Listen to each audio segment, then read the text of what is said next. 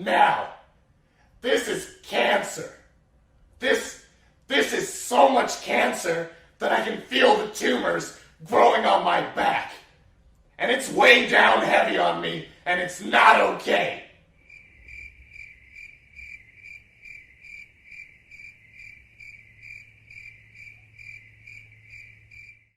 Where's the music? All right. Yeah, what happened to the music? Oh, it stopped for some reason. Curious. Oh well. Okay, so was it just the one song? It's not going to the Yeah, it's just the one song. You might Jesus have to. Christ. I'm gonna hit shuffle playlist. There you go. Anyway, sorry about that. We got some new stuff going on. Welcome to the Turd Flinging Monkey Show. A couple things. I researched Streamlabs and other tools to try to restore some of the functionality to the stream. So 2 new features have been added. We have the Discord online count. So this is obviously I can't tell like how many people are watching on Gab because absolutely nobody makes any tools for Gab streamers. But I did find a tool that lets me display how many people are online on the Discord server. So right now we have 466. Now that doesn't mean there's 466 people in the live show room. It just means 466 people who are part of the Monkey Business Discord server are online. So that's the best I could do as far as like a live viewer count for the stream. Also, there's a if you pledge on Patreon during the stream, Celestina will come out and say thank you. So this will be similar to the subscription alerts or the follow alerts that we got on Twitch before. However, so that I can thank you, it does show your name. Now I did make it to where it doesn't say the amount because I think that's private if you want to donate more or less. But I want to thank you, so I have it say your name. So if your Patreon account uses your real name and you don't want to get doxxed or be publicly associated with me, then obviously don't donate during the show.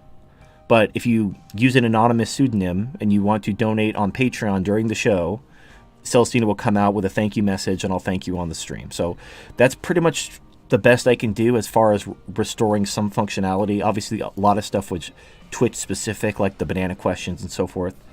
But, trying to do what I can.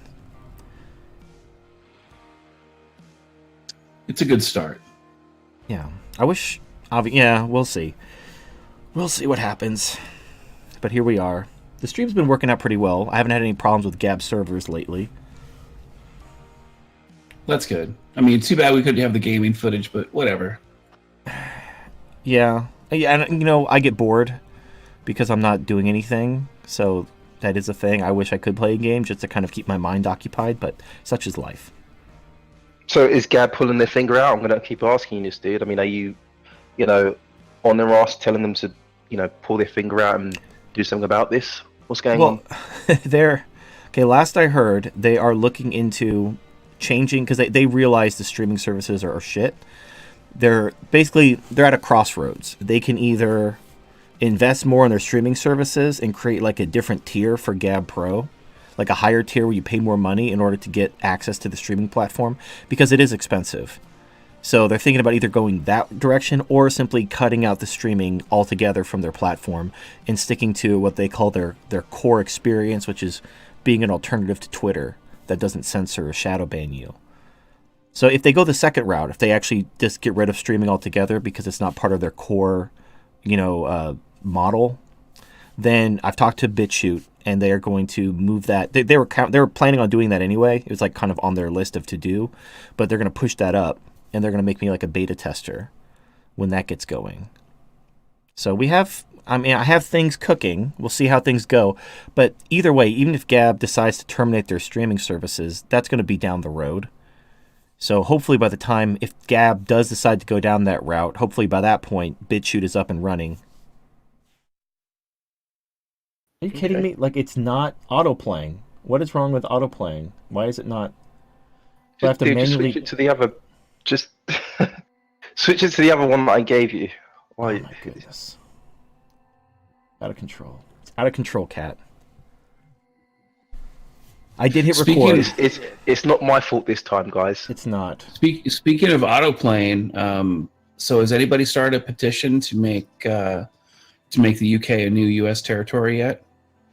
What are you talking about, mate? I've heard. What are you talking? Never in a million years. I've heard UKIP, like a lot of people, they're so pissed off at Theresa May betraying them on Brexit that basically UKIP is getting like this huge surge. So we'll see what that comes. This What happens huge there? surge Oh to do yeah, what? yeah. To do what? To do Brexit. To basically, Listen. but Listen, I'm UKIP have listening. fulfilled their mandate. Theresa May's doing what she can to get what she can from the European Union. Oh my God! If it's You're a hard defending. Brexit, then You're it's a hard defending Theresa May. She I'm not basically defending her, I'm saying- she I'm got into saying- the doggy style position, spread her ass and pussy open, and said, "Come fuck me." That's what she did. Yeah. If you call Yeah. that like No. negotiating, like Listen. never send a woman There's still listen, to fucking there's still- negotiate. listen, Unless I'm not even disputing that point. I'm just saying, listen, nothing's been decided yet. Brexit is a clusterfuck of problems. For But it's a everyone clusterfuck involved. of problems. It's a clusterfuck of problems because of the people at the top who don't want to leave. So what they do Yes. is they keep fucking churning the situation around and masturbating instead of making some decisions. The problem is that UK doesn't have any elected leaders anymore.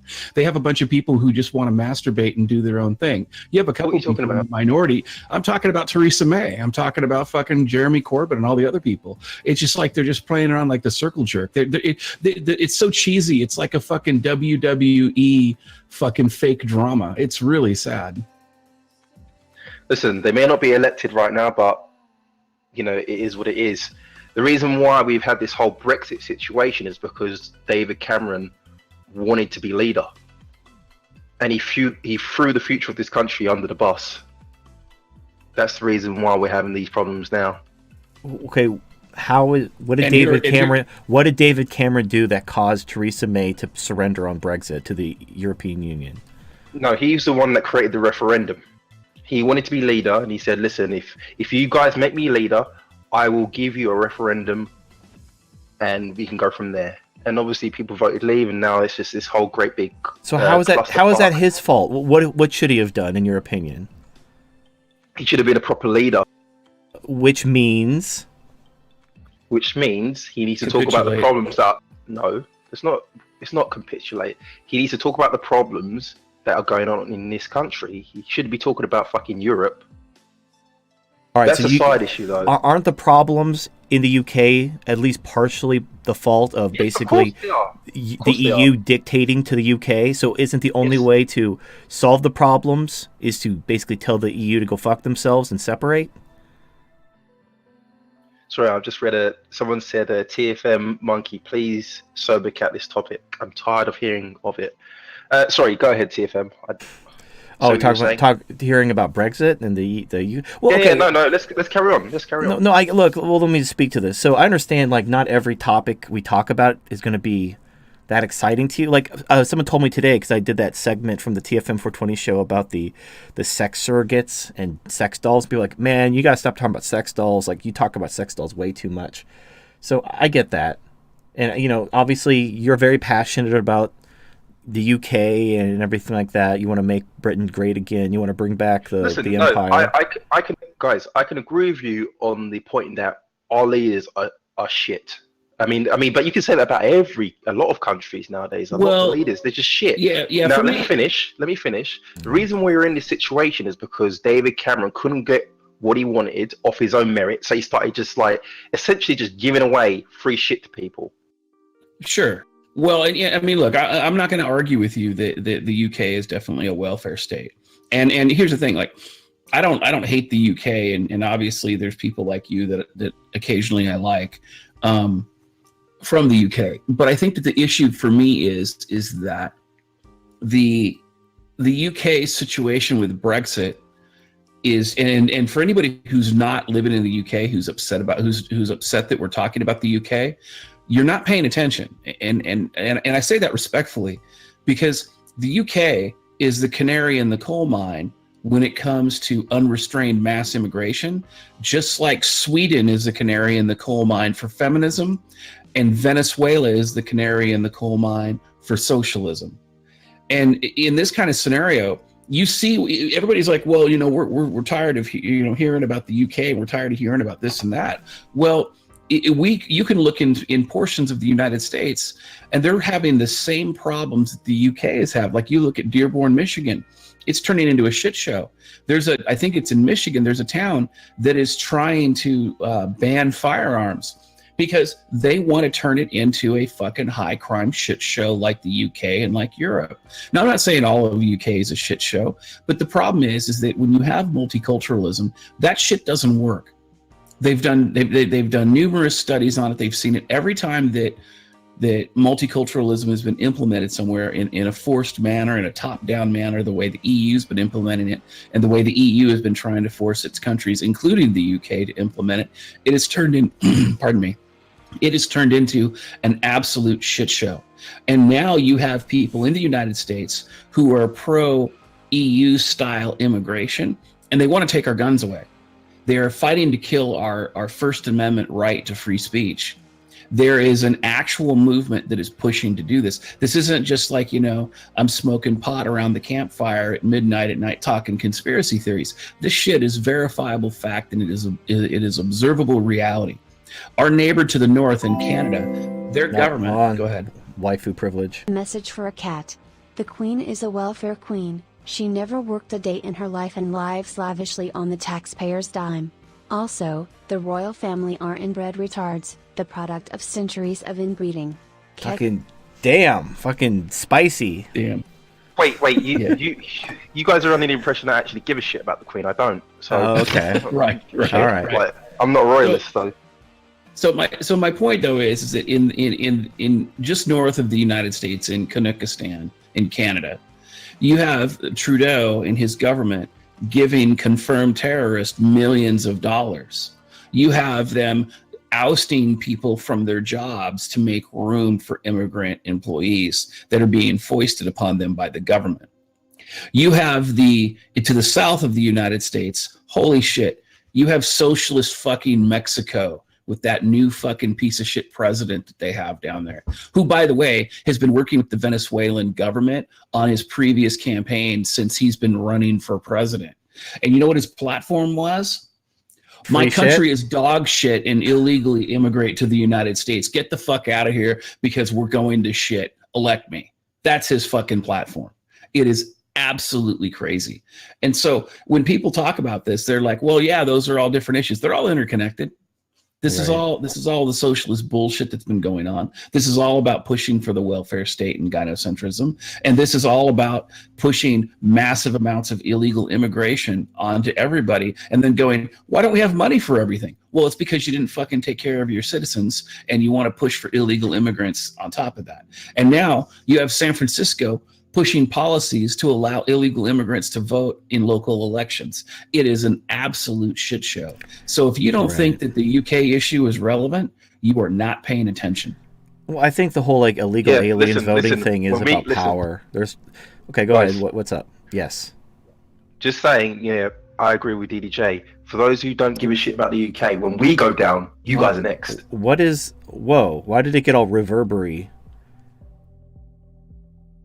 Hello? Oh, I'm sorry. How about now? Yeah, you sound fine now. You had like the God echo. I don't know. But as I was saying, when we go down, guys, you guys are next, and it's going to be the same schematic that's going to be used against you. Oh, I know. It's already happening in Canada. Basically, here's how I see things. You have basically no one's having kids throughout the West, but the left. They have to basically, their own population is starting to get kind of pissed off because they see what's happening. So the left, in order to maintain power, have to import voters. Because they know, they've been doing that in America since the 60s. They changed immigration law. Instead of favoring immigrants with needed skills, like doctors and lawyers and professionals, they started favoring what's called chain migration. That's what actually incentivized anchor babies. So, some pregnant Mexican jumps the border, has a baby, their baby's an automatic citizen, and because of chain migration, they all get front-of-the-line privileges to become citizens. And that's how all these Mexicans just came over and became Americans. So they've been doing that for decades, and it's basically what's allowed the left to hold on to power. Now, basically for the first time in living memory, the left is losing power, And so you're seeing them like they're calling for the abolition of immigration. Like they want to abolish ICE. Like all immigration enforcement needs to stop. They want to let illegal aliens vote in their elections. Like they are like the second they begin to lose power, they're like, burn it down, burn it all down. If I can't be in charge of it, burn it down. And so, that's how I see things. Yeah, and let me interject something real quick as well. I mean, when we're talking about Mexicans coming across the border, we're actually discussing all of South America. The left is actually taking out advertisements, media advertisements, newspaper articles, and things like that to advertise for people to come to the United States. They are actively seeking migrants to come to the United States. They are telling them to leave their homes and come to the United States. They're saying, if you don't have a kid, just snatch somebody else's kid and take the kid to the United States and say it's yours so that you can get in and use the kid as an anchor baby to get in. You have women, like Mexican women, who are coming to the United States so that they can get pregnant. And and DHS has been talking about this recently. They're getting pregnant on U.S. soil in hopes of having an anchor baby here. You have to understand that this is all a top-down thing. This is a plan. This is a multifaceted plan to do this. This isn't organic. This isn't something that, like, everybody decided one day, oh my God, all of our South American countries are shit. We need to go to the United States. That's not what's going on. They're being bussed here. They're being trafficked here. And we need to arrest everybody that is doing it. And if we can't arrest them, we need to turn them into fucking fertilizer. Well, yeah, but my point is the reason why they're doing this is because they're starting to lose their grip on power. And what's stupid is, the Overton window has moved so far to the left over the decades. Like, Donald Trump used to be a Democrat. Like, people act like it's the fucking Fourth Reich, but he's actually just kind of a more old school Democrat. But they're still, like, if they can't go full communist, they can't push their like leftist agenda, because they've been kind of slow and steady, not too fast. We're going to like make things a little more socialist, take away a little bit of freedom here, a little bit of freedom there. But then you see, like, as soon as the pendulum just begins to move to the right, they're just like, let's import everyone, let's crash everything, let's destroy everything, let's just, like, they're even overtly turning to violence. Like, the media isn't championing Antifa like they used to, but they still largely ignore their violence. And they're still out there. As far as I know, not too many people have died yet. Like, it hasn't become like an actual hot war. It's still people hitting each other with sticks and punching each other. But oh no, it's evolving. There was a guy that was arrested who was associated with Antifa just yesterday. He was arrested for making bombs and for making all kinds of other shit that he was going to try to black market to Antifa, and the feds came in and snatched him up. Oh, okay. Well, yeah. See, when that happens, once they start blowing people up and shooting people, that's when that is going to turn into a civil war. And so the left is basically, they're trying to import people who will fight for them because they don't think they could win, or they're just concerned or whatever. Like, they're literally like, let's destroy America. If we can't have power, destroy America. And it's like, I'm looking around like, I know treason isn't like enforced these days, but when you're actively trying to destroy your country, like literally, let's destroy the laws, let's invite in people to destroy our country, let's attack people with bombs, like, that's treason. You need to be put up against the wall and shot. That's how you deal. That's the only way to deal with people like that. You can't be like fucking slapping them on the wrist and telling them, no, that's not what we do here. This isn't like a freedom of speech issue. You're talking about domestic terrorism and basically destroying a country from within, economically, socially, demographically. So yeah, I agree with that completely. I don't know. It's gonna be interesting, but it's really I don't know. It's gonna get bad. It's going to become I think we're on the course for a civil war, and I don't see any way out of it. I think it's just basically a matter of time. Is the civil war going to be Trump's reelection in 2020? Is it going to be, I don't know what's going to happen. I think but here's the thing.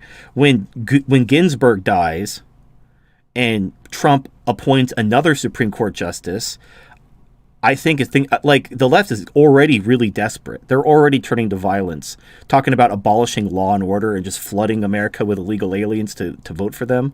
Giving them, like, they're not only flooding America with illegal aliens and calling for the abolition of all enforcement through sanctuary cities and whatnot. They're also giving them voting. They're giving illegal aliens voting rights.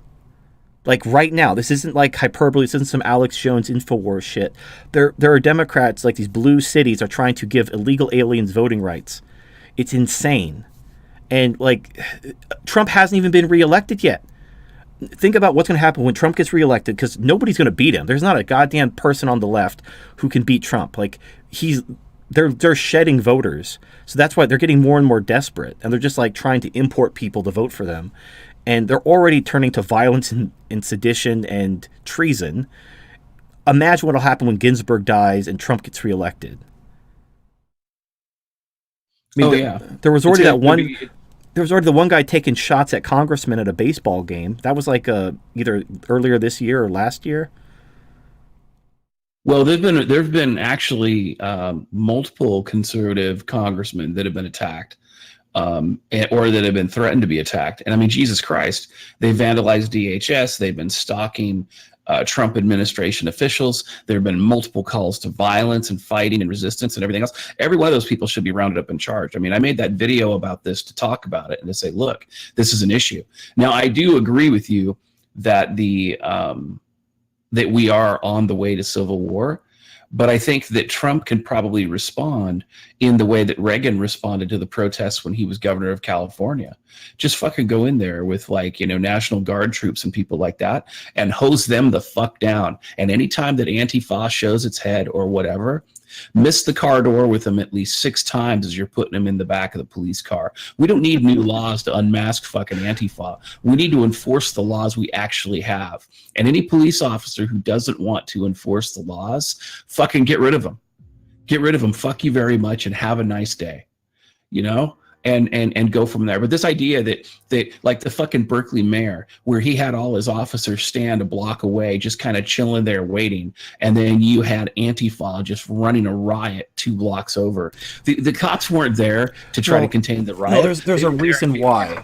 Got their ass kicked. There's a reason why. Okay, so all these Antifa, these clashes between Antifa and the Proud Boys, they happen only in deep blue progressive cities where the police and the mayor are basically, I mean, not the police officers, but the chief, all the elected officials are elected by the people who are sympathetic to Antifa. So they're not going to crack down on Antifa. So basically, just like these sanctuary cities, all these cities that are run by far left communists who are actively committing treason and sedition, the feds need to come in there and fucking start arresting the politicians. And if they call in the National Guard and the police, you send in the military. And like, you sure you want to do that, officer? You sure you want to get into a shooting match with the military with your fucking, pistol and your billy club? Because that's not going to end well for you. I mean, this is what happened. There were other instances of basically rebellions where these local politicians would just start like, oh, you can't tell me what to do. And the government's like, yeah, I can. And that's probably where it's going to start. But the thing is, like, it's just these one little strongholds. You look at Antifa, they're a bunch of pussies. The cops could easily deal with them, but because these are far left cities, the cops are ordered to stand down. So it's just like, if this turns into a civil war, it's going to be an extremely short civil war. The only way they win is by basically preying on people's, basically being pussies. Like, oh, don't kill them. They're just confused children who don't know what they're doing. Oh, they just want a better life. Well, and they think destroying America will do that. Like, look, I understand. Like, but this is what happened after the first Civil War. Like the North won, the South was defeated, and then Abraham Lincoln pardoned the South, and that started this whole like reign of terror in the South from these former Confederates who were like lynching blacks, starting the KKK, and all the shit, like the progressive movement, it's all started from that. Like, if we just would have tried them as rebels and shot them, then it would have changed the course of history. But because people on the right are just soft, They're just like, oh, they're sorry, we defeated them, but we're not going to finish them. Like I was actually talking about during the Art of War thing last night. We're talking about Carthage and Rome. So Carthage actually won more than once against Rome, but they never actually destroyed Rome. They defeated Second Rome. Punic War. Yeah, they defeated Felt like Rome. Hanoi. And then they just kind of went back to Carthage, and it's like, okay, Rome, you're defeated. Leave us alone now. And then Rome would come back and start another war. And when Rome finally won, they destroyed Carthage. No, there was. So basically, what actually happened is that Okay. Hannibal didn't have enough people to take Rome. Rome was just too well defended. That was the issue. So what Hannibal did was he had a scorched earth policy where he would just like burn the Italian peninsula. And the Romans didn't actually want to engage him in direct battle because he was that good. He'd beat. Oh yeah, he was a 3 times badass. He before. marched fucking elephants through the Alps. What the fuck? No, but but my point is, he didn't destroy Rome. And then when Rome came back, they destroyed him. So you have to destroy your enemy. You can't have pity on them. You have to fucking crush them. You have to destroy everyone, kill everyone, burn everything, leave no blade of grass standing. I get what you're saying, and Hannibal understood that as well. But obviously, he didn't have the means to do what he wanted to do. Dead enemies don't come back. Yeah. Before we move on, MGTOW Esquire, I need to bring him on, by the way. Okay. In a bit. He says, has TFM seen the article by Kurt Schlichter? No. Schlichter? I mean, I don't know. maybe I'm Well, butchering the guy's name. right. I mean, The Art of War is a very old book. I'm sure I'm not the first person to do a video series on it, but I haven't watched any. I'm kind of... Also, Oh, hold on. Waifu. TFM, did you see the meme going on Twitter telling men not to vote on the midterm elections and to let women get this one? That is going to cause every Democrat male that isn't cucked to vote Republican in this midterm election. Yeah, I saw that. This is actually... I'm glad that my philosophy of outcrazing them is beginning to percolate, because it's a perfect example of outcrazing them. There's actually 2 examples recently. One of them is people calling for voter ID to prevent Russia from stealing the election. Like, don't let Russia steal another election. Demand voter ID. Fucking brilliant. Brilliant use of outcrazing your opponent. But then the second one is this meme going around. It shows like these soy boys. And it's like, when men don't vote, women's votes are worth more. Stay home this election. Women got this. Trying to encourage male feminists to basically stay home and not vote so that the women's vote is proportionately more more powerful. But of course, that takes votes away from the left. So it's a brilliant tactic. That's what I say. Out crazy them. So notice in both cases, they're using the whole Russian narrative. They're using feminism to basically cause them to do things which are going to damage their cause. So it's brilliant. That's what you do. You out crazy them. Now, if you try to be like, you shouldn't be a male feminist because here are some statistics and some charts and here's some long-term trends in crime and poverty, you lost the debate. But if you use their emotions against them, easy. By the way, as a little bit of a tangent, but also to kind of dovetail this whole conversation that we're having. So apparently conservative media made fun of Ocasio-Cortez, who is the socialist who beat Joe Crowley in one of the New York Democratic primaries recently. She made a comment about how she wanted to turn a lot of states red. And everybody's like, you're saying you want to turn them into Republican. No, they want to turn them into fucking communists, and communist colors are red. So think about that. Well, what's funny is the left used to be red during the Cold War when they overtly supported communism. The Democrat Party was red and the Republican Party was blue. But then as communism kind of became less popular, the media just switched the colors. Now the Republicans are red. Because they're trying to distance... Because, the media's always been shills for the left. So I want to say it was either the 60s or the 70s. They just switched the party colors. And everyone just kind of went along with it. But communism is red. In fact, so is Nazism. All those socialist ideologies use red in their flags. Right. Yeah, just kind of a little non sequitur there. Yeah, well, a lot of pundits are fucking idiots. That's why, if you wonder why the right never wins, look at the pundits. Look at the people who are fighting for the right. They're fucking idiots.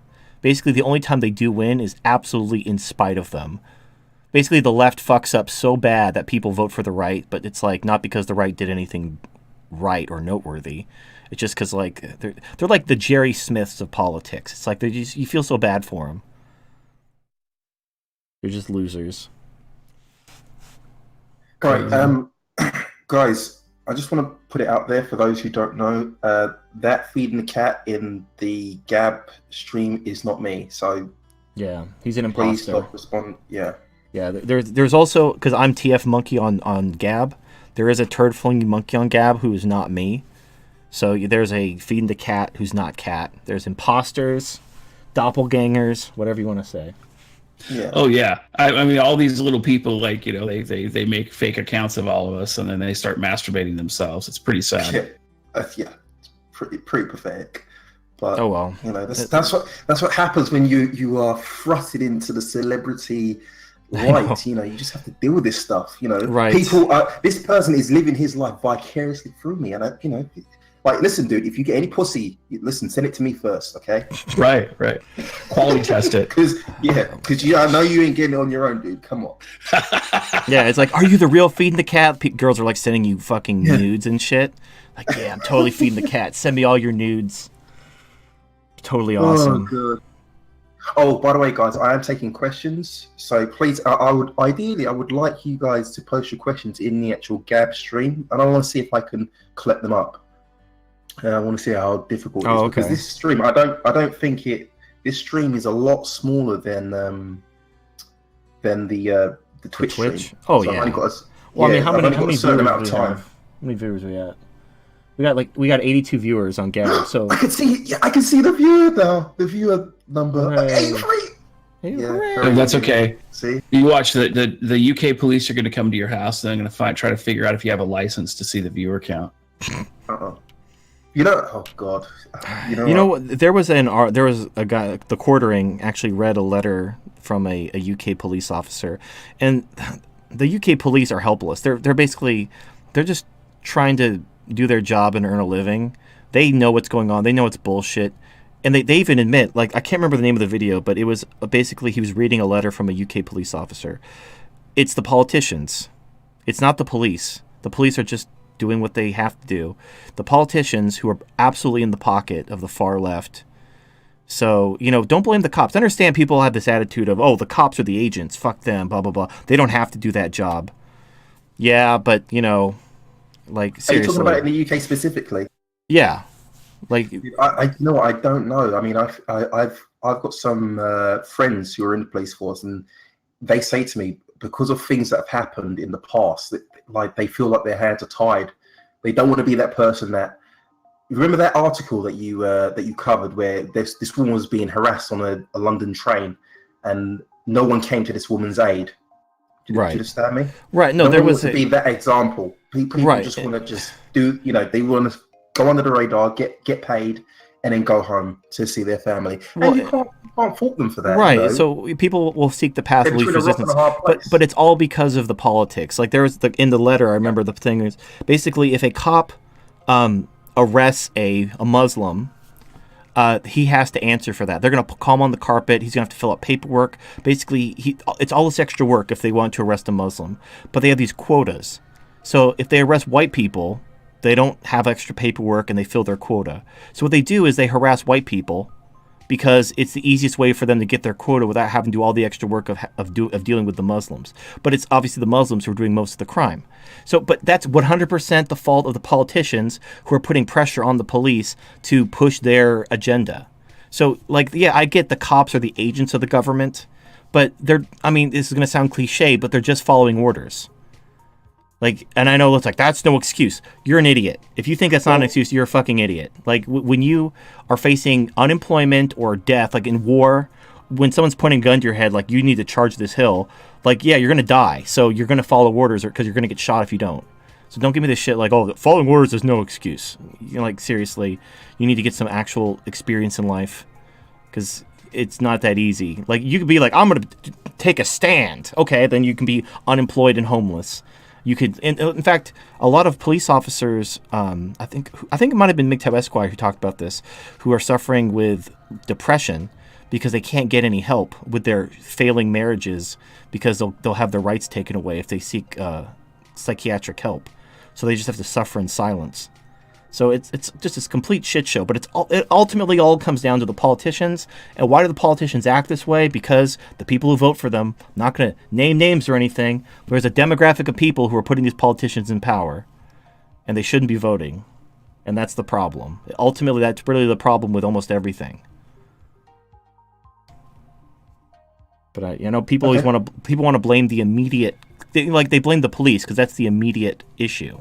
But you got to look underneath that. Like, what's causing this? Like the police arresting people for mean tweets. That's just a symptom. What's the disease? The disease are fucking idiots voting in fucking socialist politicians. In fact, they've showed me these. I think it was Sweden. I don't remember which country. He did a timeline of what party was in power during which year. And as soon as women were given the right to vote, all the politics just swung hard to the left. It's not rocket science. In fact, someone sent me an article about Mexico saying how the female vote really won in Mexico. Oh, fucking so many female politicians being elected in Mexico. What a great day for women. But then you look at another article about the same election, like, wow, Mexico went communist. These are the same thing. As women get empowered, as they enter politics, you take a huge swing to the left into communism because that's women's biological imperative to be protected and provided for. And what is communism? It's the police state and it's the welfare state. The government becomes the husband. Okay. TFM, do you want to open? Well, actually, no, before we do that, I want to bring on Miktar Esquire if he's there. 1 second. Let me just give him. Is he even in the channel? I don't know. Right, Yes, he is. We got. I don't see him. 1 second. Oh, there he is. Sweet. Got a long list. Right, I'm gonna have to move him out, then move him back in. Oh God! Wait 1 second. Sorry, Miktar Esquire. You had one job, Kat. What? No, that's what happens. Right. So, Miktar Esquire, you there? I am. Can you hear me? Yes. Yeah, I can hear you, dude. Amazing. Awesome. Hey, man. Microphone. Hey, how you doing, DDJ? Good, man. How are you? Very good. Had a good day. Feeling better? Much. Sweet. Much better. And I do want to start by saying, I heard a farting sound when I listened to the audio from the last one, and I am positive that it wasn't actually me farting. That was just my professional legal opinion of feminism. Oh, okay. No, So it was you. No, we solved the mystery because actually, if you look, whenever someone's talking, their icon will appear on the stream. So if somebody farts into their microphone, you'll actually see their avatar appear during the fart. Yep. So it's an open and shut case, just like their asshole. Perfect. Okay. So It's sort of Miktar like that Esquire. one scene about it wasn't your fart, it was the fart. So you have a Exactly. little bit of plausible deniability. And I'll tell you what, the only way to tell for sure is he who smelt it dealt it. Well, if you smell a fart over the internet, you definitely dealt That's it. that's pretty much the way it goes. There it is. Yep. If There you it is. smell a fart, you can't blame someone you're talking to online for it. Like Exactly. that doesn't even make any sort of sense. That violates the laws of Yeah. physics. And it's, yes, my performance during Drunk at MGTOW Esquire, I may never be able to show my face in front of MGTOW again. Well, you're just look. No, there are- I've been ridiculously drunk before. Trust me. Everybody acts differently when they're drunk. Like people have, some people are fun when they're drunk. Some people get angry when they're drunk. You get unbearably annoying when you're drunk. I can understand that. Like, Too many apologies and too much preamble and too much yeah, meandering. like you're like, Yeah, but yeah. I'm sorry. TFM, if people are getting butthurt about someone being Miktar Esquire being drunk on a screen, No, it's on not- the stream, it's- it's not a big deal. It's Like, not about come him on, being it's- drunk. It's not about him being drunk. It's about him being incredibly obnoxious and annoying, which is Fair. brought on. He's basically like the Hulk, but if the Hulk had like severe autism. Like he And gets whiskey. drunk, yeah, and he just like goes, "Oh, I'm gonna talk a lot and meander and apologize." Like that's when you like calm down. That is, nobody wants that. Yep. Not even me.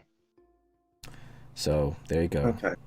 So the things I wanted to talk about that I didn't actually address, if you want to hear them, is I actually heard a video that's pretty much kind of touches on the subject that I think I touched on but didn't fully flesh out.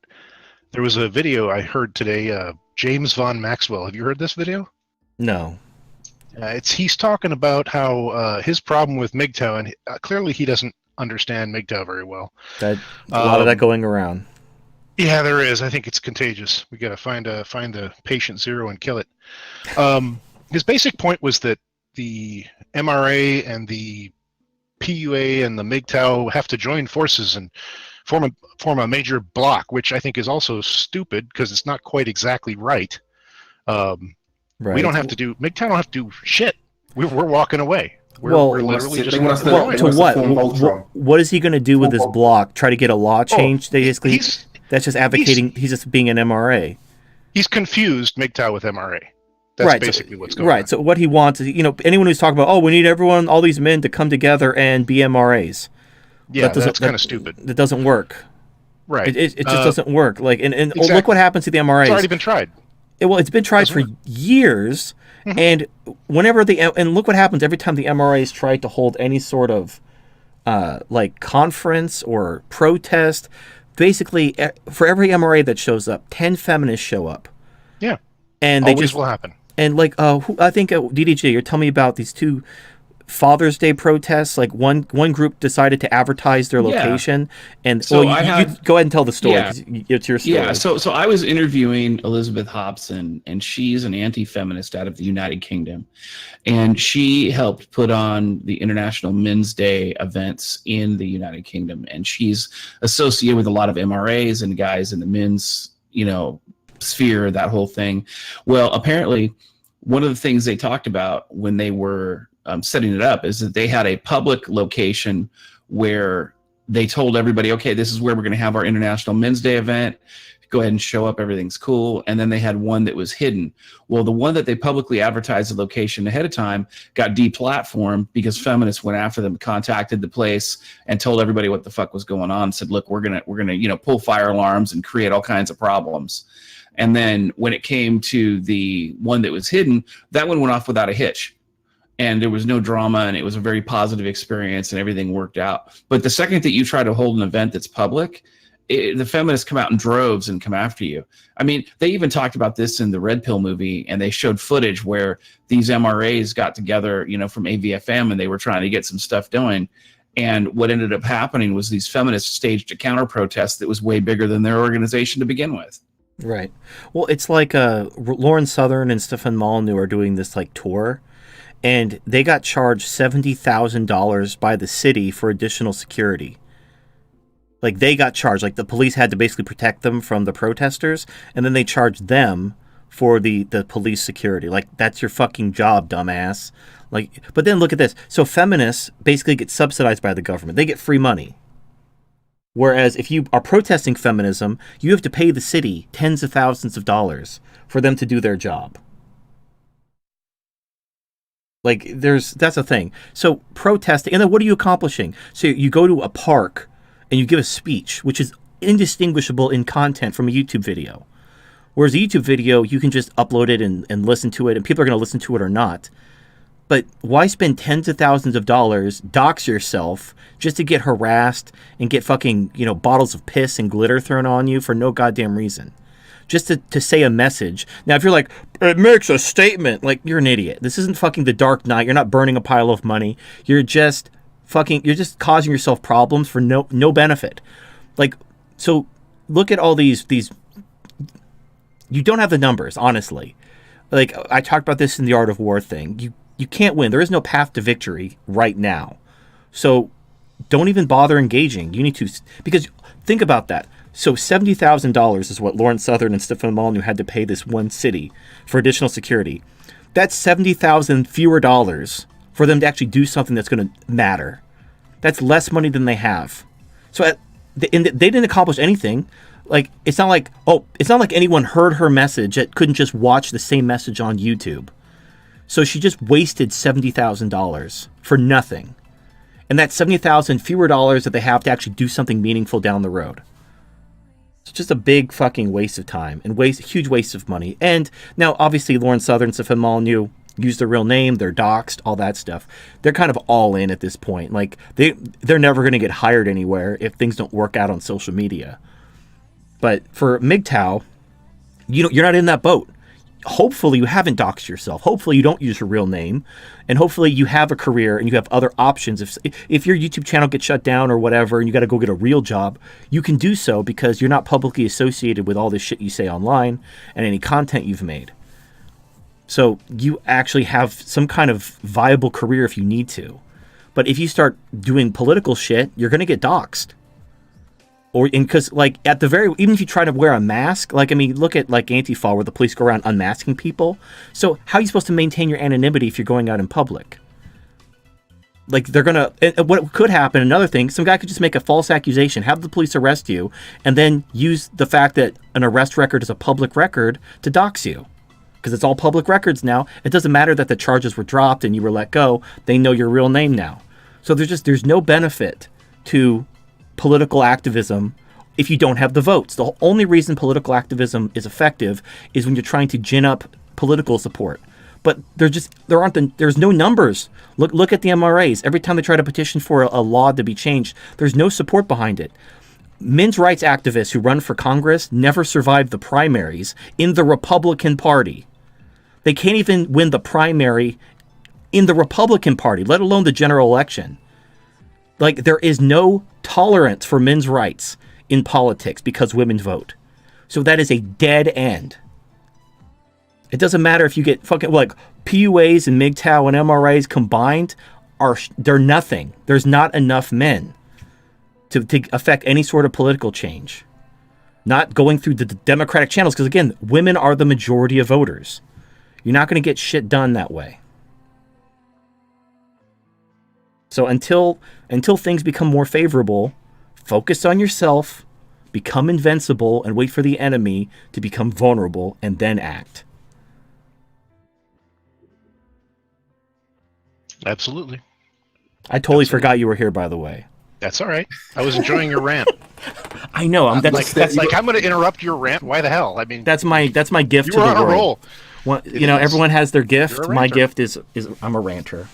And you know what you're talking about. I'm not going to argue at all. Not a single thing. Okay. The only thing I would add to that is, yeah, go your own way. Just ghost, go monk. Do those things are all smart. They're about self-preservation, and right now it's a dangerous world out there. Never dox yourself. That should be a rule. Maybe we should add it anyway.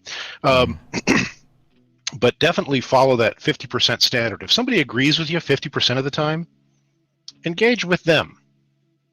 Right. Don't engage with fucking feminists. They Well, don't even come close to the 50% standard. And also They're idiots on top of everything else. I want to add if you have someone you're engaging with that you agree with on some things, focus on your commonalities rather than your differences.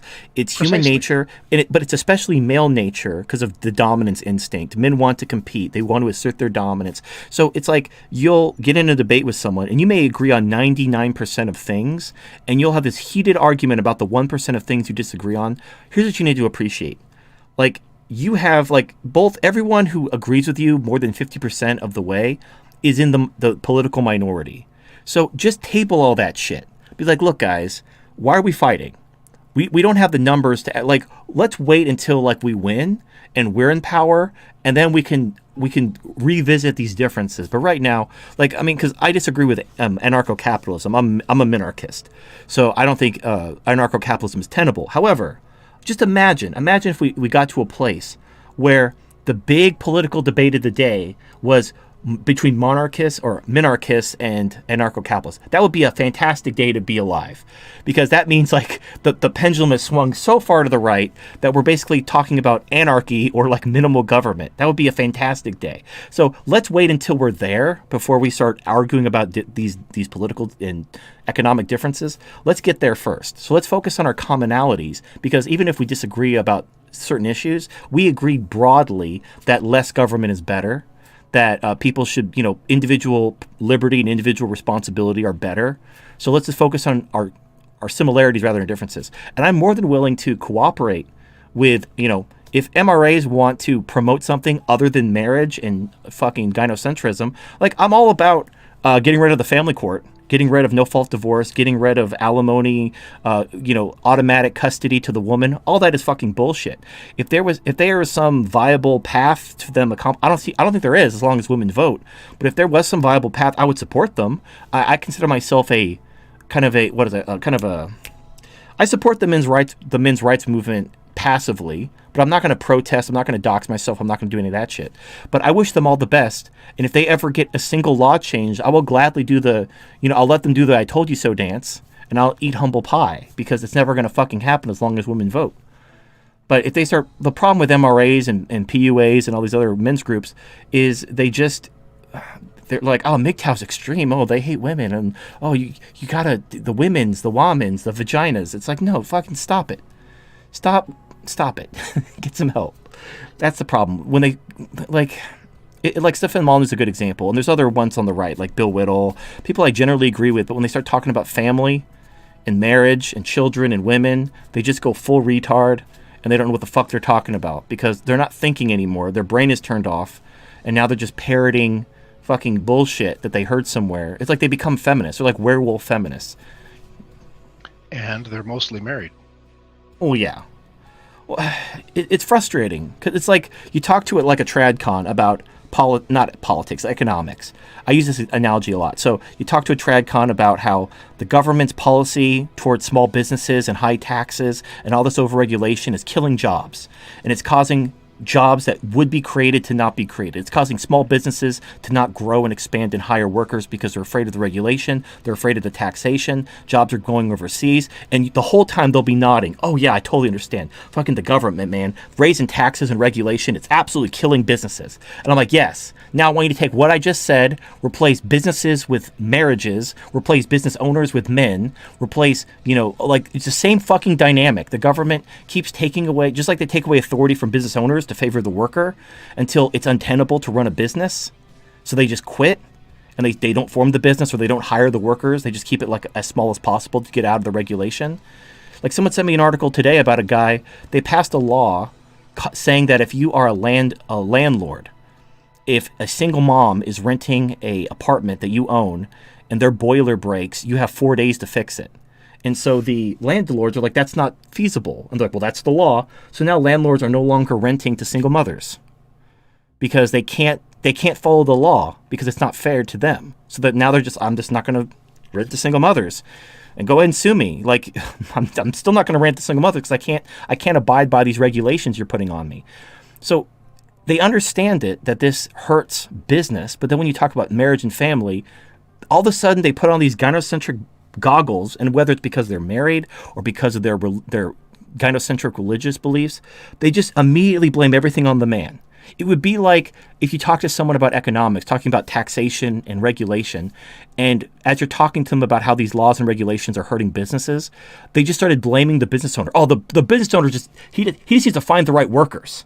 If you vet the candidates good enough, if you really go over their resume with a fine-tooth comb, you could find good workers. He's just not trying hard enough. He's probably some loser who fucking sits in his office looking at fucking spreadsheets with Cheetos all over his lap. What a fucking loser. You need to man up and hire workers. You'd be like, are you fucking retarded? Like, that's not how fucking economics works. But then that's exactly what they say when you talk about marriage and family. They immediately blame the man, they put all the responsibility on the man, and they shame the men for not taking a horrible deal. And you're right, a lot of it's to do because they're married themselves, and I think it's basically the mind protecting itself. Like, they don't want to admit what a shitty deal they took and how fucked they are, so they try to protect their own sanity. They pretend like it's this great deal, and they're so fucking alpha, it's never going to happen to them. Yep, you're absolutely right. But, DDJ posted a video, goodness, it was a while ago, about how he's not MGTOW anymore. He's going to ditch that label because it's been scorched. Well, it's not that. I disagree. And let me clarify. No. Let me clarify. When you go ahead, DDJ, I'm going to shut up. All right. So my clarification was I'm not using the acronym, and the reason I'm not using the acronym is because of the Southern Poverty Law Center. I'm still going my own way. I'm just not associated with the acronym itself, because I think that You see all these, and again, there's a lot of YouTube content creators out there that are using the acronym who, they're not they're PUAs, or they're not people that are promoting MGTOW lifestyle or philosophy, and they definitely don't have the interests of men in front of what it is that they're doing. So when I talk about, my MGTOW journey, I talk about going my own way rather than actual MGTOW itself. And again, it's just to throw off the Southern Poverty Law Center and all these people that are just trying to, throw labels on things so they can attack it. So my whole thing was just a strategic thing to avoid being witch hunted by the Southern Poverty Law Center, who's a YouTube trusted flagger. And again, I say that very clearly in the video. I think some people did misunderstand it, but I think that hopefully this clarifies that. Yes, it does. I understood exactly what you said when you said it, but there is actually an acceptable term for a MGTOW. It's an old term. Hasn't been really used much in the past, 4 decades? I don't know, 4, 5, 6 decades? Bachelor. Confirmed bachelor. Yeah. Who's going to bitch if you're a confirmed bachelor? I They may try to set you up with somebody, but, fuck, I'm not doing it. I'm not marrying or cohabitating. What the fuck? Well, no, I'm a confirmed bachelor. it doesn't. They'll just okay. It doesn't matter what you call it. They're going to come after it. Like they're saying that the hand sign game. When people make the okay sign on their knee, and if you look at it, they get to punch you in the arm. They're saying that's white supremacy now. Everything is white supremacy. Any symbol like Pepe memes are white supremacy because the left can't meme. They're just labeling memes as white supremacy. So it doesn't matter. Drop the acronym. Call yourself a confirmed bachelor. Confirmed bachelor is white supremacy. Confirmed bachelor is misogyny. Call yourself whatever the fuck you want. So look, I don't know if I've talked about this. So this is the whole thing about euphemisms. Eventually, the euphemism becomes as offensive as the word it was a euphemism for. So if you remember retard's a horrible, you're calling them retarded. Retarded used to be short for mentally retarded, which is the scientific term for being mentally retarded. I don't know what else to call it. So they're like, okay, well that's offensive. You can't call people retards. So we'll make up a word, call it derpy, because derpy, that's a made up, nonsense word. And then derpy became as offensive as retard. And then, I remember when I was actually in the military, slow was a euphemism for retard. And so I remember I was in a school and someone was writing slow. And the instructor asked the student, "Are you slow?" asking her if she was a slow writer. And she got super offended because she thought he was calling her retarded. So the problem with euphemisms is you eventually get to the point where you're using words that already have meanings and confusing the shit out of people. And the biggest example of this was I was reporting to a duty station, and I was asked if I had any exceptional family members. And I was like, what, like kids who can play the piano or something?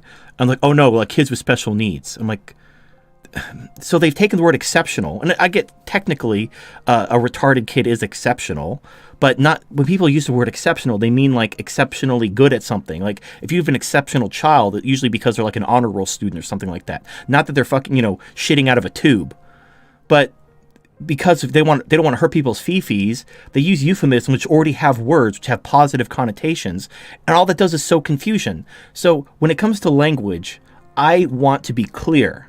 I don't want to confuse people with bullshit euphemisms. So, men going their own way, people know what that is. In fact, I'm a social Darwinist. There's even more baggage with that label than there is with MGTOW. But I don't believe in eugenics. I believe in natural selection. But, you talk about social Darwinism. They're like, oh, you're a Nazi. Like, I don't believe in eugenics. I believe in natural selection. And they're like, my brain cannot comprehend anything more nuanced in a box. So, but it's fine. Yeah. Southern Poverty Law Center, they can eat my ass. Hold on, let's see what my wife has to say. Absolutely. TFM, you now have triple-digit audience again. We are collecting again. Plus, Gab has sweets thing like libertarian and EG groups. We do.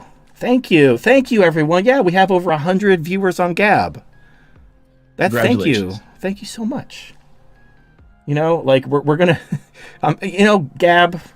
I'm glad. I didn't even know Gab had streaming before I got kicked off of Twitch and had to do research. And it did suck to go from 500 viewers down to like 70 viewers the other week. So thank you for everyone who's tuning in. And thank you for everyone who's joining the Discord server. If you need a Discord link, it's in the announcement video, like it says on the screen. What's funny is people I watch post my... it every now and then as well. Yeah, so yeah, join the Discord server. That way, if the stream does shit the bed, you can still listen to the audio, even if it does hiccup or crash. But honestly, that hasn't happened in a while. So I think Gab is improving their services. And hopefully, thank you for watching on Gab and supporting them. I was talking to Kat before the show. I know we're getting completely off topic, but let me just make this point. Kat asked me why I don't have a Mixer account or why I don't go to these there's other streaming services like Mixer, Periscope, IGTV, but they're all owned by big tech companies. And if I start an account there, it's just a matter of time before I get, deplatformed. It's going to happen. So I'd rather support a platform that's as bare bones and, like Gab. Like there's absolutely no tools for integrating Gab into OBS. It's like a non-existent platform as far as like support is concerned, but they support free speech. So even though I could start a Mixer account, and I could actually, if I had a Mixer account, I could have all the tools that I had on Twitch back, but it's just a matter of time before Mixer kicks me off too. So I was on Twitch for over 2 years, but when I started my Twitch account, there was no Gab, there was no BitChute. These free speech platforms didn't exist, so Twitch was basically my best bet. So now that there are these free speech platforms, I want to support them, even if they don't have the functionality, even if they have potato servers. I want to support those who support me, and I want to support those who support what I believe in, which first and foremost is free speech. You don't have to agree with me about taking women's rights away or sex dolls or all that other shit. That's fine. But freedom is the most important thing that we have. It's literally the only thing that I think is worth dying for. There's nothing in this world is worth dying for except for freedom. Absolutely. But, the thing that frustrates me is people who are like, Gab sucks, BitChute sucks, I'm going to stick to this platform that censors you and deplatforms you because I like the bells and whistles and the convenience. And I'm like, thanks, buddy. Yeah. Like, goddamn. Come on, man. Like, also, people message me a lot. They're like, I was unsubbed from your channel and I didn't get notified of this video. I had to go to your page and look up your recent uploads to find this video. I'm just letting you know. Okay, I'm letting you know. Follow me on BitChute and sign up for email alerts on BitChute. BitChute allows you to get email alerts when I upload a video. BitChute automatically mirrors my content from YouTube. So every time I upload to YouTube, it will get mirrored to BitChute, and then BitChute will send you an email. So even if YouTube unsubscribes you, even if YouTube unchecks the bell and doesn't notify you of an upload for whatever reason, if you sign up to BitChute and sign up for email alerts, you will get notified through BitChute. So if you aren't getting alerts, sign up for BitChute. I mean, holy fuck. It's right there. The power is yours. Go BitChute. Bitches. Absolutely. Sorry. Just Can I ask bitch. a question? Do you say anything provocative on Twitter, or do you just keep it PG-13? Look, okay, I am the same all the time. I don't... I look at it this way. Every day is a gift. I know I will get deplatformed from Twitter. I will get deplatformed from YouTube. The day will come. But I look, when that day inevitably comes, I'm not going to go like these other YouTubers who they got big and they started watering down their content and censoring themselves because they became full-time YouTubers. No, I'm going to keep being me, and I'm going to speak what's in my heart, and I'm going to speak the truth as I understand it. Now, if I'm wrong, if I learn new information, I'll start, whatever the truth as I understand it at the time, that's what I'm going to speak. And if I get deplatformed or demonetized or censored or kicked off of this platform or that platform, I'm going to roll with it. But what I will not do, I'm not going to fucking start censoring myself for money. I don't care. I honestly do not fucking care. Most of my videos, pretty much almost all my uploads get demonetized as soon as they're uploaded. They'll get remonetized after a couple days, after they've gotten the majority of their clicks. That way they fuck your revenue. But here's the thing. It's not just me. There's this conservative guy on Twitter who's been saying all of his uploads are demonetized too. So this is another phase in YouTube's, purging the wrong thinkers. I'm obviously, because I do a lot of news videos, I think the algorithm has flagged me as a right-wing news channel. So unfortunately, I'm getting thrown in with all the other, even though I don't care about partisan politics, but it is what it is. I don't care. I'm going to roll with it. And luckily, there is Gab, there is BitChute, there are free speech platforms. So when the day inevitably comes where I get purged, I will go there. So well, you want to hear something funny? I would love to hear something funny. So they demonetized my video about the TFM Resurrection stream when we did that Wildlands game where you got your channel back from YouTube. Yeah. Well, because I played copyrighted music on the stream, they actually remonetized it for the express purpose of giving the copyright holders revenue, even though my video is not suitable for revenue by confirmation. Oh, yeah. This is a little pro tip. If you want to have ads run on your video, just put copyrighted music in it. It doesn't matter what it is. Like I could do a like topless Celestina sex doll review where I just have her TPE titty shaking in the camera. As long as I put copyrighted music in it, ads will run on it. Because all this bullshit about, oh, I don't want to offend. The thing is, money talks and bullshit walks. These record labels demand their money. They don't give a fuck. So if you put copyrighted material in your video that's offensive as hell, like it'll, I mean, not like that breaks the terms of service. I mean, maybe, you know, sex doll titties probably might be a little bit too much, but like you could say salty shit that would normally get your video demonetized permanently. But if you put copyrighted music in it, ads will run on it just because it has copyrighted music on it. So the good news is, like when I do a sex toy review, they are always demonetized. So I just say, fuck it, I'll just use copyrighted music in it because I don't give a shit. It's going to get demonetized anyway. So I might as well fucking rock some music in the background, use some copyrighted, you know, movie clips or whatever. I don't give a fuck. Okay. Can I? I'm sorry, I got a little bit sidetracked there. No, that's just par for the course. You got to roll with the punches is. here on the TFM show. I do. But you keep notes, so you got to keep us on track. I am keeping notes. All right. Sorry. Go ahead, McTow. Go ahead, Kat. No, I wanted to talk about something different with regard to Twitter, and we can come to that at the end because I'm catching up on some Twitter stuff, and TFM he hasn't been a happy monkey on there. But anyway, sorry. As long as you're keeping notes, we can keep going forward. But, I'm gonna drink my take your pick. my PUA tears. Hold on. No, McTow, that's why you go PUA ahead. tears, my cool. Uh-huh. Well, on the note Salty. there's a couple things. Number one, when I was talking about confirmed bachelor, I guess I should have backed up a little bit. I wasn't suggesting that was a good euphemism for MGTOW. Actually, not exactly that at all. It was the false flag of confirmed bachelor. Its utility is in that it is comparatively inoffensive in a lot of circles that we may want to engage with.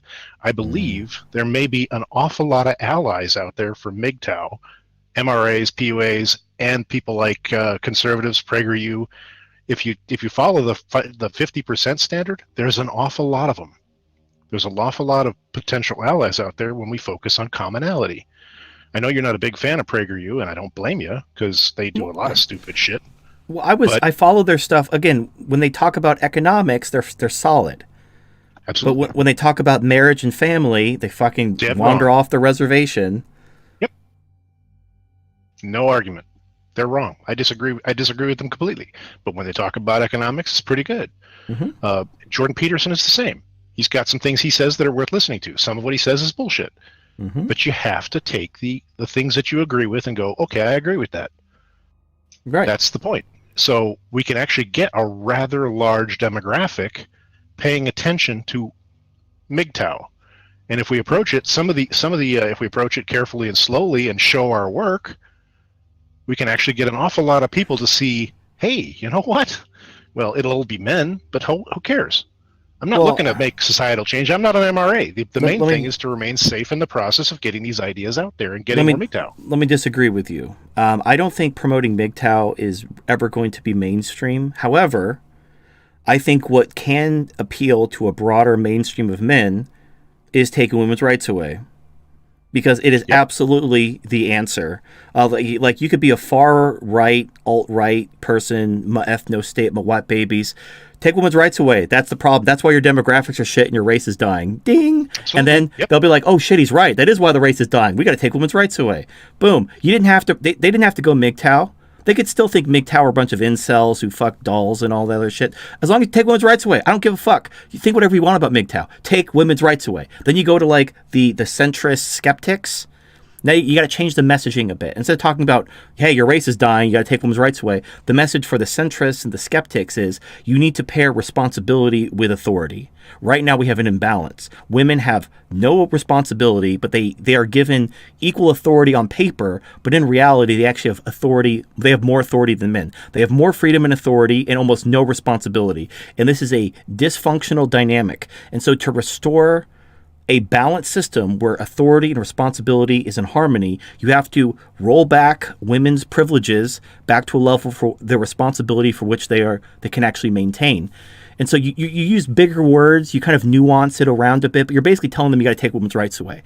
And because they consider themselves enlightened skeptics and rationalists and everything like that, you're right. That is absolutely true. So that's where you show your work and everything like that. Now, when you go to the far left, like the male feminists, they're not going to listen to responsibility and authority. They don't care about the white babies because they think, you're a fucking white male. So here's my message to the far left, the male feminists. Look, bro, these feminists are going to throw you under the bus and me too you. I know you just want to get your pee-pee touched. I know you want to be a good man. These women they hate you. They talk so much shit about you. They resent you and they laugh at you. I have this sex robot. She's beautiful. She'd love you long time. Here, have everyone a sex robot make peepees touched again. Come on, guys. Like at the very least, just stay out of this. You don't like. There's a good Thomas Paine quote. I want to say it's Thomas Paine. It might be someone else. Where it's like if you love security more than freedom, if I can't remember the exact quote. I'm not doing it justice. Let me pull it up. You know what? I will pull it the fuck up because it's that important. TFM, dude, you lost the music again. I know. I have to manually change the track. It's killing me, but such is life. All right, we're gonna work this out. We got to. We got to work it out. Oh well. Okay, I can't. All right. Sorry for the typing. Right, so, I'll mute my mic and type it. You go ahead and look it up or talk. Okay.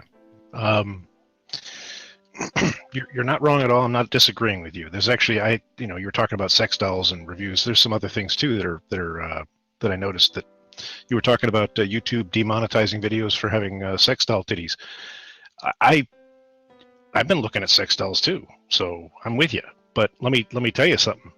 When I was looking at it, I came looking for sex dolls. I found a bunch of videos on YouTube that are really just advertising videos from the makers, and they're old. They've been around for a long time, and they're not demonetized or edited or censored or deleted or any of that shit. But they're just some Japanese guy walking around a sex doll. So apparently, pretty provable, I would think, that obviously the sex doll isn't the problem that YouTube has. It's something else. I wonder what that could be. It's a Scooby-Doo mystery. Right. Okay, so let me just get the quote out. So the quote, this is actually Samuel Adams, not Thomas Paine, I apologize. It says, "If you love wealth more than liberty, the tranquility of servitude better than the animating contest of freedom, depart from us in peace. We ask not for your counsel nor your arms. Crouch down and lick the hand that feeds you. May your chains rest lightly upon you, and may posterity forget that you were ever our countrymen." So I'm like, yep, that's how I feel. Like, so look, you don't want to fight, that's fine, just don't get in my way. Yeah, the male feminists. Number one, I think that's a fairly small minority. But you've observed before on other shows that the big problem here is the white knights, and there's white knights on both sides of the aisle. You got the TradCon white knights, and you also got the leftist feminist male feminists. They're bad. They're soy boys. So well, the thing about the white knights, basically they. Yeah, honestly, the white knights are the problem, but here's how you deal with white knights, okay? So if a woman hits you, you obviously need to defend yourself, but as soon as you hit back, you need to immediately turn around and just punch behind you because there's always a white knight behind you trying to sucker punch you or like grab you in a headlock or something. So if you ever have to defend yourself from a woman attacking you, just immediately swing around and just punch as hard as you can behind you, and I promise you a white knight will be there.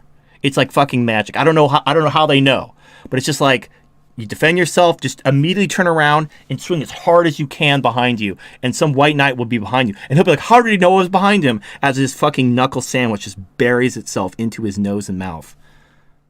Absolutely. Good advice. Yeah. Now, the thing is... take some martial arts in the process, so when you actually hit them, you might actually break something of theirs instead of yours. Yeah. Well, and you want to, unfortunately...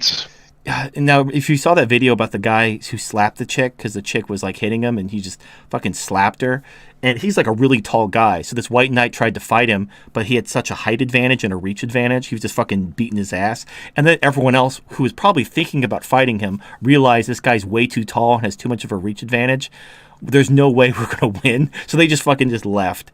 So unfortunately, if you're not like, plus 6'5", and you don't have that kind of height or reach advantage over these white knights, they're either gonna swarm you or they're gonna try to sucker punch you. So, but if you make an example out of the first one, like really make an example out of them, the rest of them are gonna be like, oh fuck, he fucked that dude up, and they're probably gonna run back and take out their phone and either record you or call 911. But they're not gonna want to fuck with you after you fucking rough that guy's face up. But yeah, I'm a short guy. I'm a really short guy. But it is what it is. Yeah, it works. I'm good. Well, yeah, white knights. It's always fun. It's always fun when a chick says, "I don't date short men." I can say, "Well, I don't date fat women." That's a meme. That's like a meme at this point with these women who are like, "Absolutely." How tall are you? And like, oh, I'm 6'1". Like, oh, okay, good. Well, wait a minute. How much do you weigh? Well, why is that important? Oh, I don't date women under over 120 pounds. And they're like, oh my gosh, you're so shallow. It's like, yeah. Wow. Love that. Well, the proper reply to it's so shallow. I said, well, you can lose weight. I can't gain height. Well, no, there was actually a tweet from a woman saying that men need to go to the gym and grow because, like she's so fucking idiot. She thinks that the reason why men are short is because they don't go to the gym. Oh yeah. Oh, it's so muscles. dumb. Woohoo! Oh yeah, muscles on top of my head because that's the way to be. Yeah. Well, how do you think I feel as a 3-foot tall chimpanzee? Yeah, but the strength of a chimpanzee, you can actually rip somebody's face off if you want to. Oh, I know. Shit, I think you're armed. I mean, a chimpanzee with an AR-15, that's pretty frightening. It's kind of like a lawyer with no ethics. An AR-15, I mean, okay, maybe a M16. Modified. M4?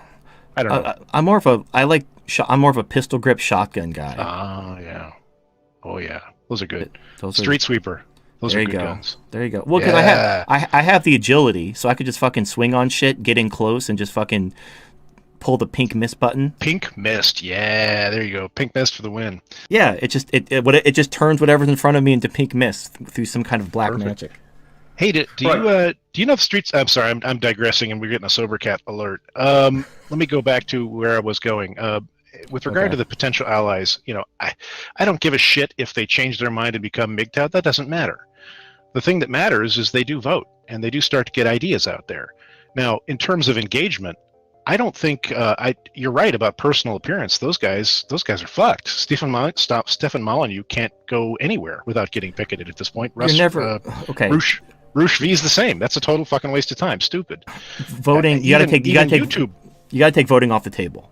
The fact that they vote doesn't mean shit. You're not, even if we got this big group. Look at any man who espouses any MRA sympathies doesn't even survive the Republican primary.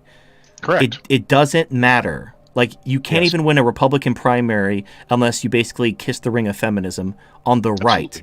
So yeah, getting it's people not really who vote feminism then, but it's something else, and it's feminism. Pretty bad. It's bad. No, you talk to these trad thoughts who are like, they want their maternity leave, they want their free shit. They'll be like, yeah, feminism hates men. Basically, when they say they're anti-feminist, they say they don't hate men.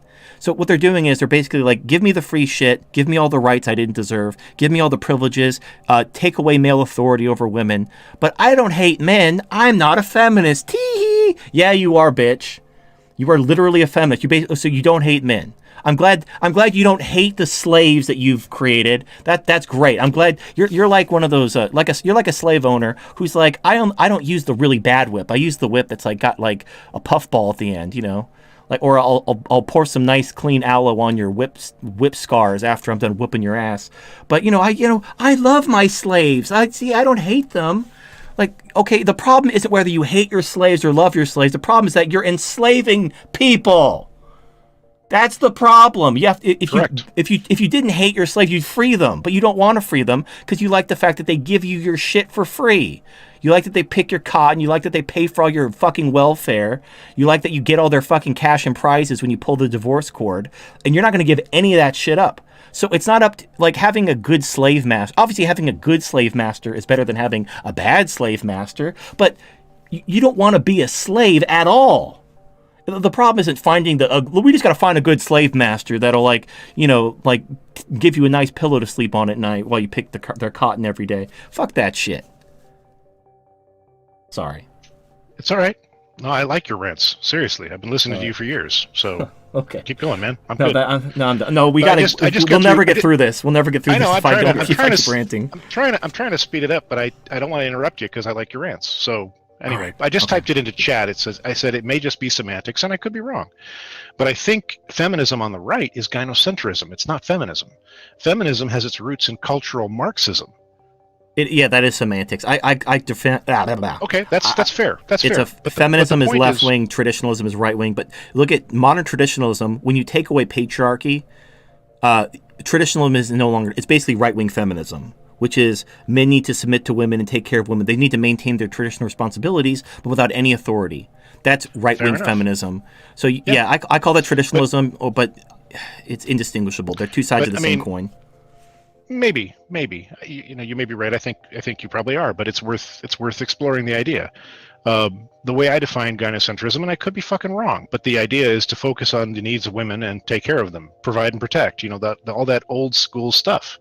It goes a long way. And Craig McKilligutty just started going the same way, talking about the same thing I was talking about. It goes back way before feminism.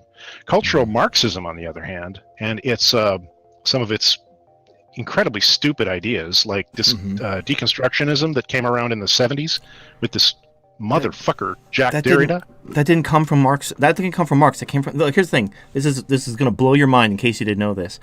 This whole idea of men and women being equal wasn't created by Marx. It was created by the Enlightenment. Correct. Marx was inspired by the Enlightenment. So even if Marx was never born, Marx could have been a blowjob. We'd still have feminism. It wouldn't be called cultural Marxism. It'd be called cultural fucking, I don't know, Thomasism, whoever fucking coined it. But the problem is equality. But this whole concept of equality from the Enlightenment is hailed as a Western value when it's what's destroying the West. And it's not like that old. It's only like a century or two old, and it's fucking bullshit. And it's destroying everything, but it's a cherished Western value. We can't possibly abandon this pillar of Western civilization known as equality. Yeah, no, you're right. I mean, the three things. I'm gonna quote PragerU here for a second. The American Trinity. Have you watched that video? No, I stopped watching PragerU for obvious reasons. Absolutely. His basic point is the three things that are important to American values are e pluribus unum, in God we trust, and liberty. That's the three, as opposed to French values, which are equality, for brotherhood, and liberty. But I think they have a fourth one. I think they have a fourth one too. Oh, surrender. Yeah, I forgot. That's surrender. Right, surrender. Right. Waving the white flag, because that's a crucial and important distinction that the French require. But anyway, that's Kat. How much more time do we have? Because I don't want to waste time. I'm just trying to. 10 I'm throwing minutes. shit out. Well, 5-10 minutes. I'll give you. Okay. I mean, I'm cool to hang out quietly in the background, but yeah, I've got other shit I got to do. So, yeah, my thinking was along the lines of engagement. YouTube is a problem with engagement because you can still be deplatformed and demonetized. It's not that it's a shitty thing, and Gab and BitChute are coming out and they're coming up, and the BitChute guy was a fucking incredible segment you had. Yeah. I wish him luck. I hope it works. I hope he monetizes it, and with his commitment to free speech, it actually may be the right platform to be. Mm-hmm. But I'm kind of old school. I'm a huge fan of old school ideas. Yeah, patriarchy, man. That's the fucking oldest school idea there is. I'm as old as I get. I draw the line at absolutely, slicing the heads off women. I'm not quite that patriarchal. Whoa. I say you want to get head from women, not slice the heads off of women. It's my mistake. My bad. Yeah, My bad. I know. Sometimes you might have had something yeah. in your. Yeah, I think I may have been sniffing my opinions of feminism a little too much. There but you go. I've made that mistake before. Anyway, my point is that the proper venue for these ideas, the fundamental building blocks of MGTOW, don't remarry or don't marry, don't cohabitate, keep your identity secret. These all things, the easiest venue to engage people is to try and find where you agree with them, and then put it in writing and submit it quietly and anonymously through hotair.com has their own resident anonymous writer.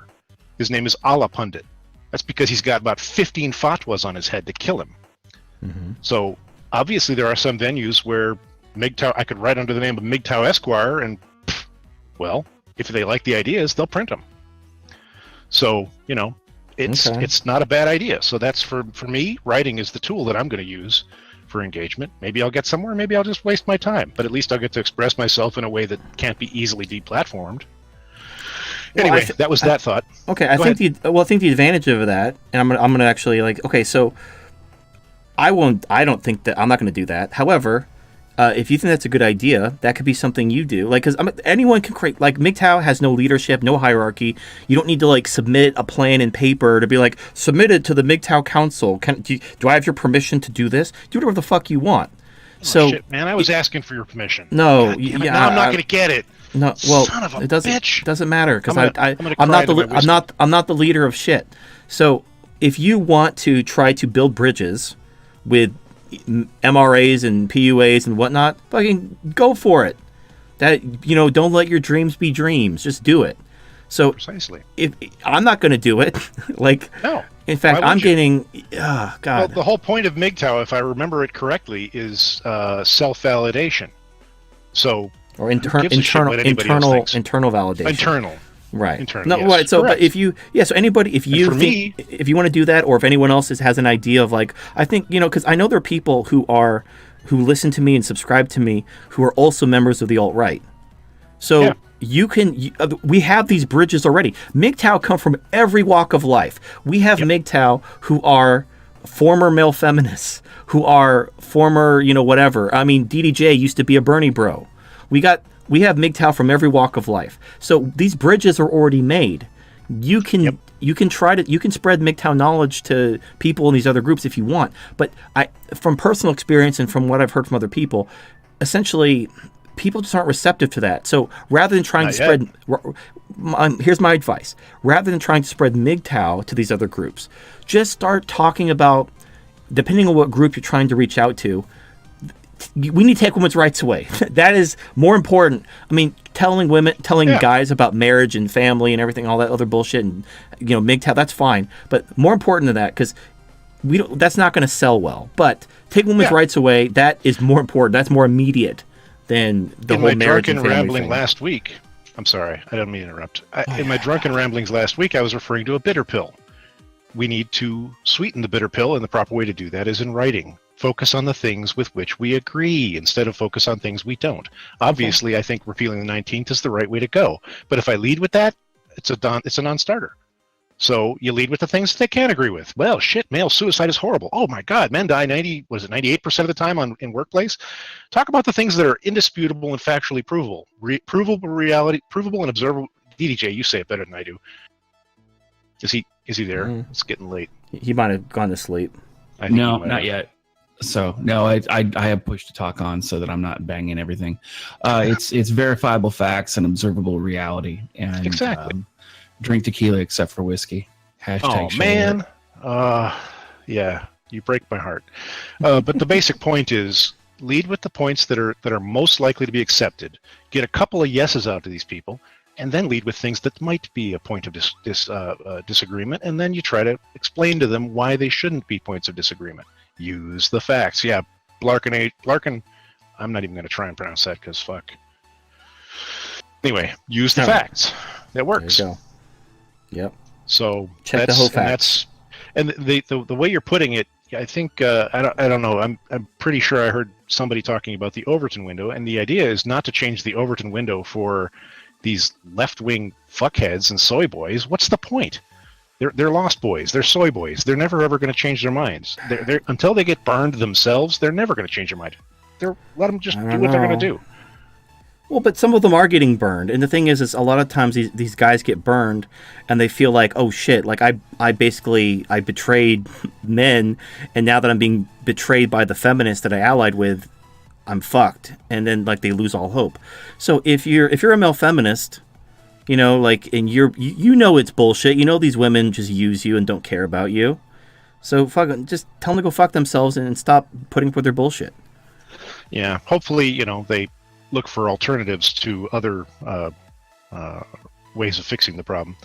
But you know what I was saying earlier, and the whole bit about cultural Marxism and stuff. That the point of that was not so much the cultural Marxism per se; it was the root cause of the disintegration. The nonsensical stuff that's been going on with regard to that, and the worst and most pernicious add-on to cultural Marxism that's been added is this deconstructionism, and that's the idea that men and women are identical and must be equal in every single way. All things are equal. It's the most ridiculous shit I've ever heard.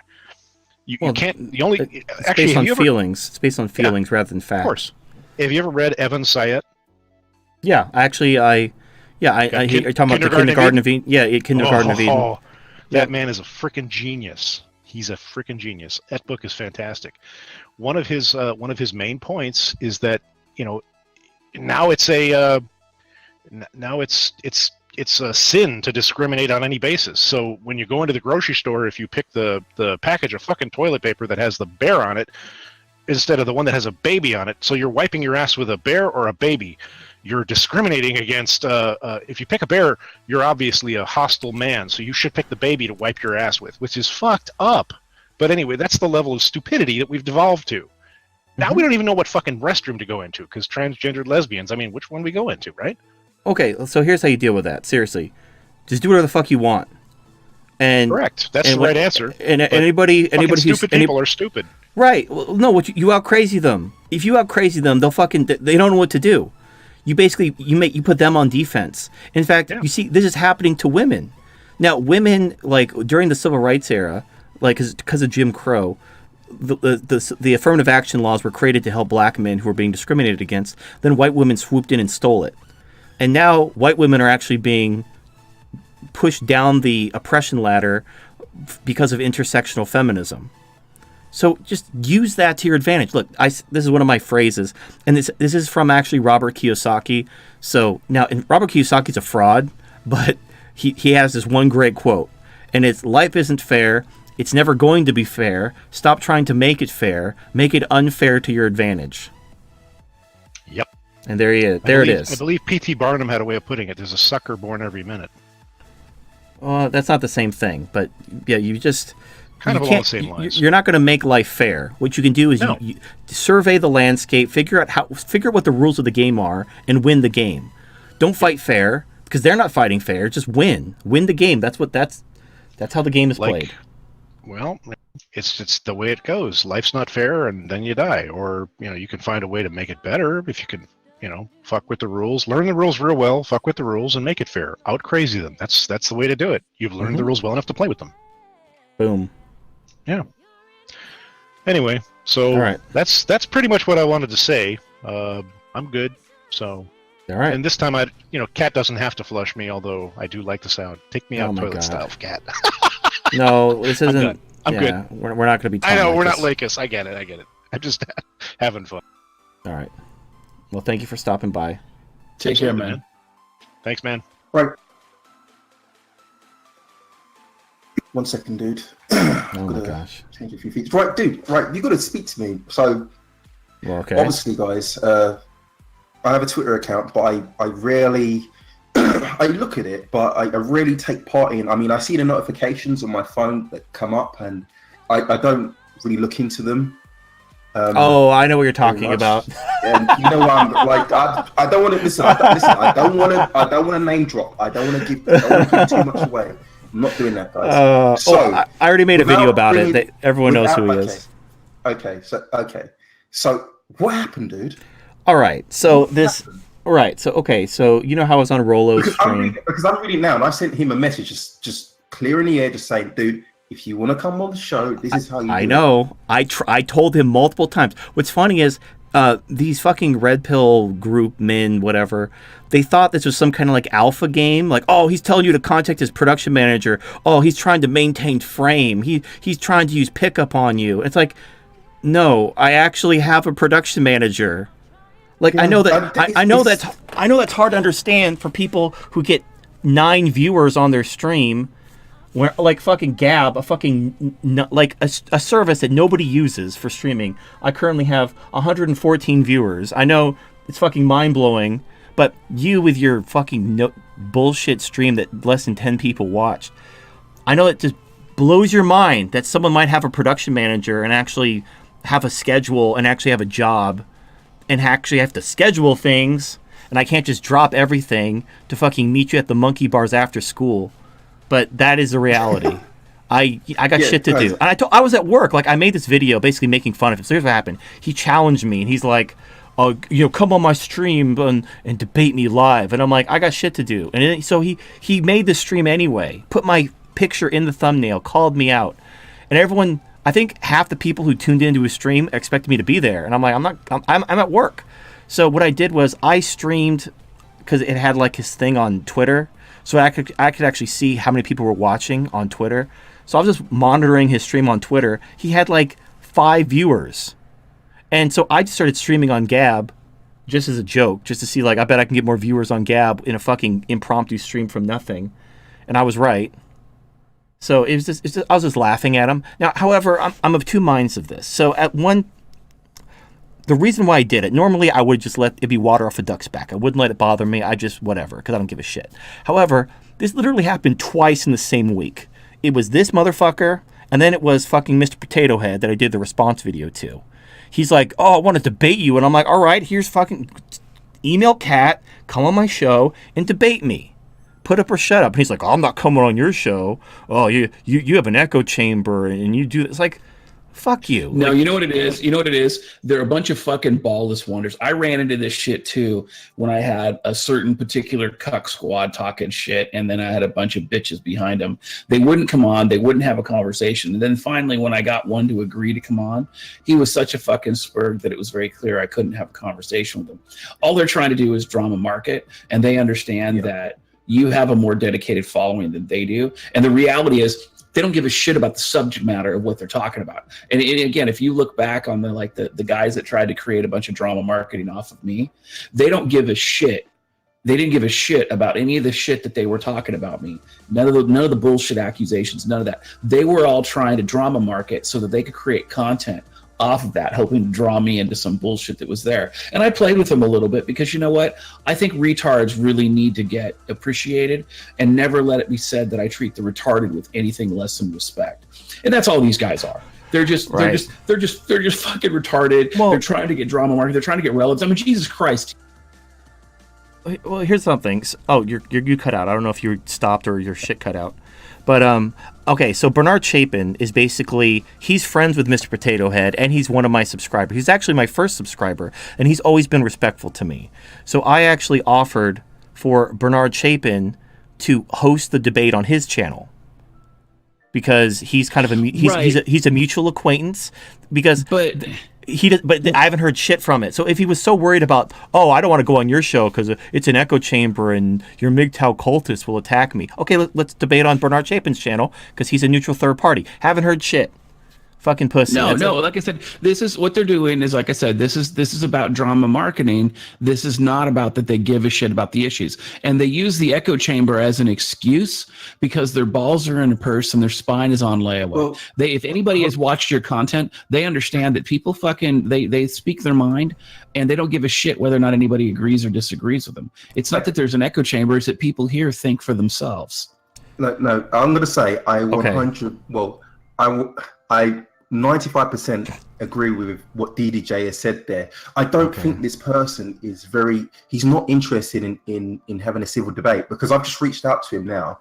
Mm-hmm. How did he get it in his mind that, TFM doesn't have a production manager. He just, TFM's just trying to dodge me and blah, blah, blah. I told him, doing this for? we've been doing this for years. Like, no, he No, because but here's the thing. If he was serious about coming on and having a debate, like it's like Billy J was saying, it's you know, he would do it. He would just be like, fuck it, like just send me an email. I want to be on the show, and I'll make it happen. But it seems like he's just trying to start some beef or something. I don't know what's going on. I'll tell you what This is what I said to him. This is what I said to him. I said, if you would like to come on the show, DM me please, or email me at feedingthecat.com. feedingthecat@gmail.com. I'll get you fast tracked to be on the show. The schedule for the main guest is handled by me. It has zero to do with TFM. That's the truth. Hope to hear from you soon. Hopefully, he will message back. He won't. Because it's fucking... Okay, so... I mean, we're talking about two different people. So, yeah... Now, okay, he did a response video to my... going back to Mr. Potato Head for a minute. He did a response video to my response video, but it was 40 minutes long. I can't handle that guy's voice for 40 minutes. So I asked people, can you guys watch this video and tell me if he made any actual counter arguments or presented any counter evidence? Because from what I've been told, all he does is he accuses MGTOW of being a cult.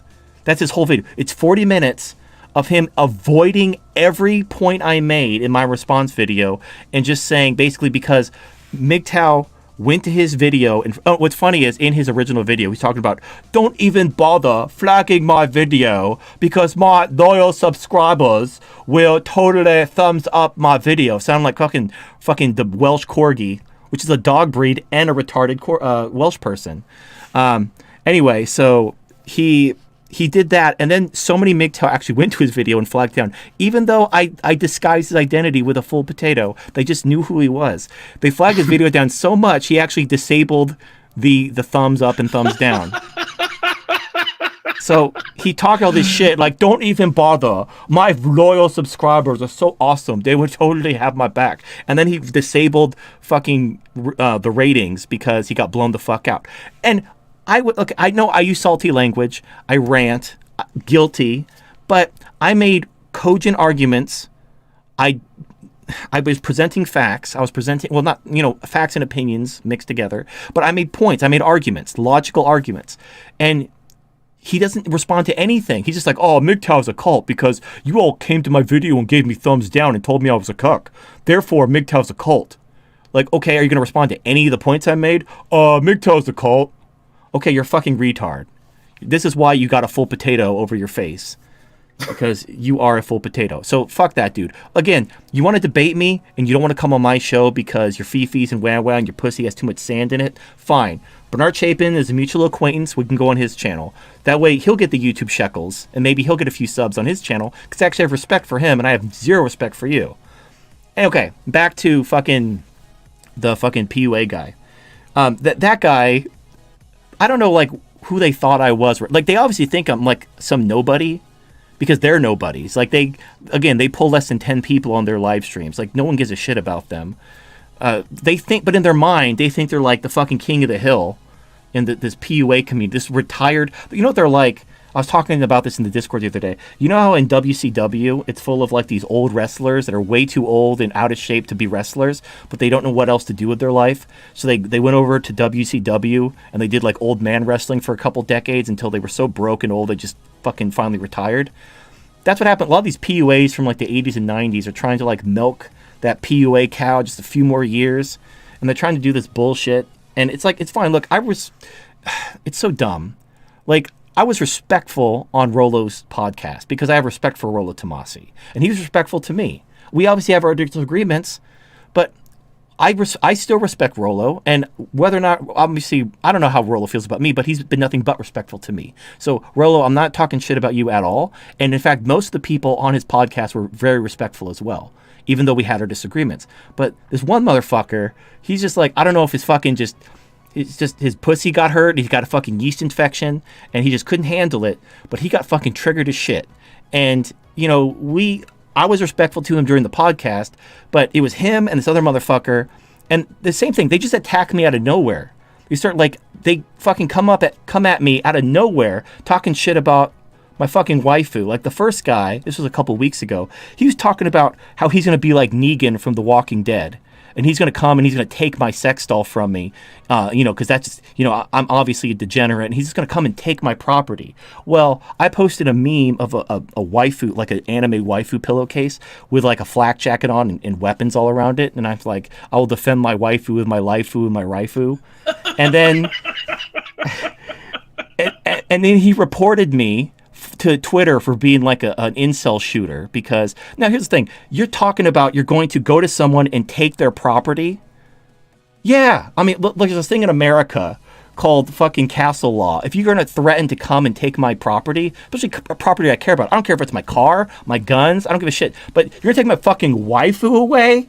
You're going to come like, I'm going to steal your waifu and I'm going to destroy her because I don't like her. This is basically like I don't want to like mix the whole thing, but imagine like back in the day when interracial marriage was like taboo, and like some white supremacist is like, I'm going to take your black wife away and I'm going to fucking lynch her.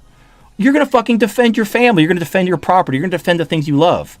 So yeah, you fucking motherfucker trying to say, I'm going to come and I'm going to take your waifu away. I'm like, fucking come and get her. Come and get her. You can pry her from my cold dead hands. And then he immediately went victim mode. He's like, oh my God, he's threatening me. He's posting guns in his, he's an insult shooter. Wah. And I pointed out he's being a pussy. And then he tried to like, these fucking people, they act like I'm a fucking red pill man. I'm so manly. Look how big and fucking manly I am. And they act like fucking women. They're a bunch of fucking women masquerading as manly men. They're like these fucking fake alphas at the gym. Yeah, that's why I call them purple-pilled power bottoms. That is a perfect description. Yeah. Well, that happened before, and of course he blocked me. And then this is the biggest bitch move of all. He blocks me, and then he continues to talk shit to me after he blocks me to try to get the last word in. That's a total fucking bitch move. So then this guy, same thing. This guy posted a meme of a raccoon getting basically a stuffed plushy raccoon, and it showed the raccoon hugging it. And then it's like, looks like this raccoon went MGTOW. And I was just playing along, and people were like, oh, laughing, tee-hee. And I'm like, okay, like, I don't care if you make fun of me for having a sex doll, as long as you don't mind me laughing at you when you get your wallet ripped out of your ass in divorce court. I was just like, a little playful banter. I wasn't calling anyone out specifically. This motherfucker jumps in, starts talking all this shit. And then I was basically twisting his words back at him, because he was saying, I have no right to talk about masculinity because I fuck dolls.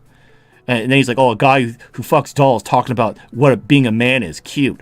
And I'm like, oh, a guy who validates his existence with women's approval, who thinks he's red pill, cute. And then he's like, oh, motherfucker. Oh, like he got triggered as shit. Because like, I don't like, it's like when people make fun of me, like they're like, oh, you're fucking, you're loser, whatever. I'm like, oh, it's not what your wife said last night when I was fucking her. I'm like, oh, like it's playful banter. You talk shit, I talk shit. But he thinks it's like the fucking playground where he gets to talk shit, and then if I talk shit back, he's gonna be like, oh, you want to fight? Like, no, motherfucker. Like, I'm a grown ass man. I'm not gonna fight you. What the fuck? Do you think this is fucking school? You want to go out and fucking fight in the playground? Fucking grow the fuck up. The problem, is though, is that you have these guys that like this. They create these non-traversies, then they turn around and they do this keyboard commando digital bravado bullshit as though they're fucking somebody. It's like my pixels are better than your pixels, so here's how it goes. And the sad part about it is they can't address any of your points. Well, they can't address they can't address anything they bring up. So they try to do these little quips, hoping they're going to outwit you, not realizing that they came to the fucking battle of the wits unarmed. Right. I mean, I'm smart. I'm actually like probably smarter than them realistically if we did an IQ test. So they're not going to beat me in a battle of wits anyway. But then the other thing is, so I knew what he was doing. I always want to do like that, like a Bane impression. Like, he was trying to pull this alpha male shit, where he's trying to like, because I'm like, hey, come on the show and debate me. He's like, I'm not coming on that show. You got to come on my show. Like, he's trying to do that whole like maintain frame, be dominant, alpha male bullshit. But I know what he was doing. Like, I want to be like Bane, like powerful tools against the uninitiated. But we are initiated, aren't we, Bruce? Like, you can't use fucking red pill shit against me. You're not going to fucking alpha male red pill me at all. Like it's like fucking trying to Jedi mind trick me. It doesn't work on me. So I knew exactly what he was doing. I knew exactly why he was doing it. And fucking when I called him on it, like, you can't do shit. Like, first of all, I don't give a shit about your approval. You're fucking nobody. And I call him a nobody. What's funny is all these other red pill men, in air quotes, were like, oh, that was mean. He shouldn't have called you. Like, they were fucking acting like women. Like, it was like looking at a fucking Tumblr thread. Like, he's like, oh, you poor thing. He called you a nobody. Oh, let me take you out and get you a fucking mani-pedi. And, you know, we'll go and get ice cream and fucking watch some rom-coms while we talk about boys. Like, Jesus fucking Christ. Like, and these guys, people pay them over $1,000 to attend their fucking weak sauce seminar to learn how to pick up women, and they're fucking blue pill bitches. Not all of them, but fucking some of them. I mean, shit, Rolo, you need to fucking check your bitch, because you're fucking rolling with some fucking Come on, guys. weak sauce bitches. I know. Maybe that might have been over the line. Yes. Right. I mean, we're not saying Rolo's into traps or anything, but damn. No, just look. Again, most people were very respectful. I enjoyed my time. I thought it was a good stream. I was trying to be respectful. I bit my tongue a few times. I kind of took things in stride. And you know what? If you look in the comments in the video, a lot of good comments. The thing is, because it was respectful, we can disagree without being disagreeable. However, when you start talking shit to me on Twitter, we're not on Rolo's podcast anymore. I'm under no obligation to be respectful to you when you're talking about coming and taking my waifu by force, or when you start fucking pulling some fake alpha male shit. I'm not at the least bit scared. Like, obviously these people don't know me. I've done 2 tours in Iraq. Like, I do real shit. Like, I don't know what the fuck you think you do in your life, how manly you do, or how you measure your manliness. I don't know who you think I am or what I'm about. You don't know shit about me. So I'm not the least bit intimidated by some fake ass alpha talking shit on Twitter. Anyway. Okay. Nice. There we go. TFM, do you want to open up the call, the lines? Call lines, and then I want to get through some of these questions. Oh. Do you have any questions for me real quick? Because I got to dip out here in a minute. There was a couple of questions.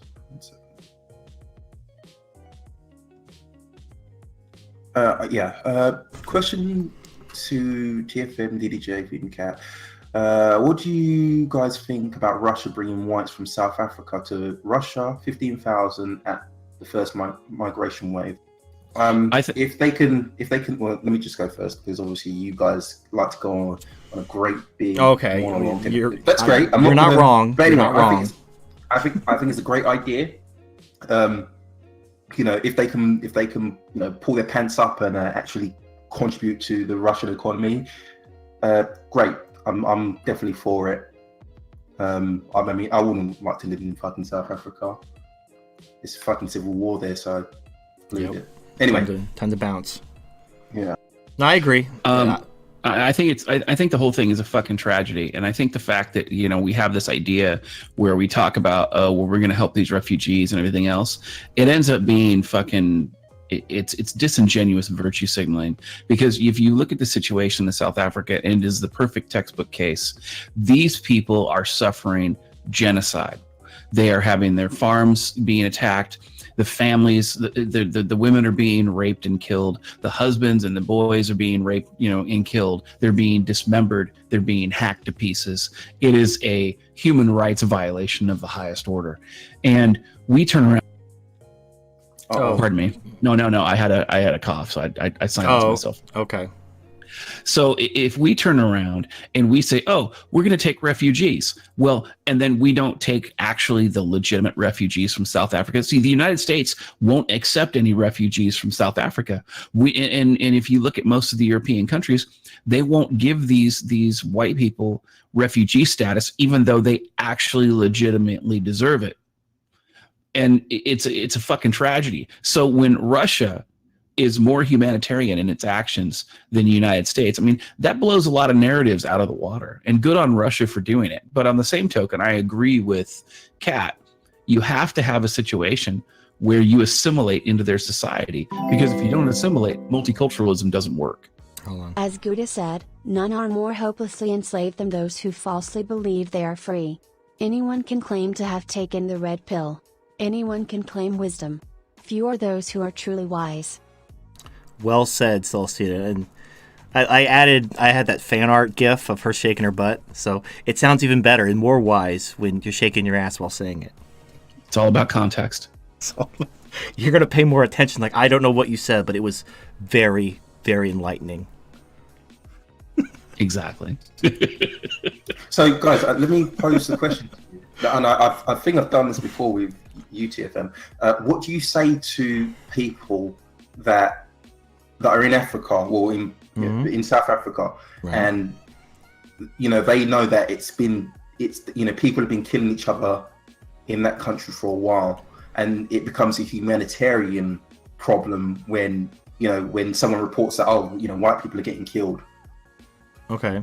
Well, my thoughts are, Africa's it's been a shit show since like the dawn of time.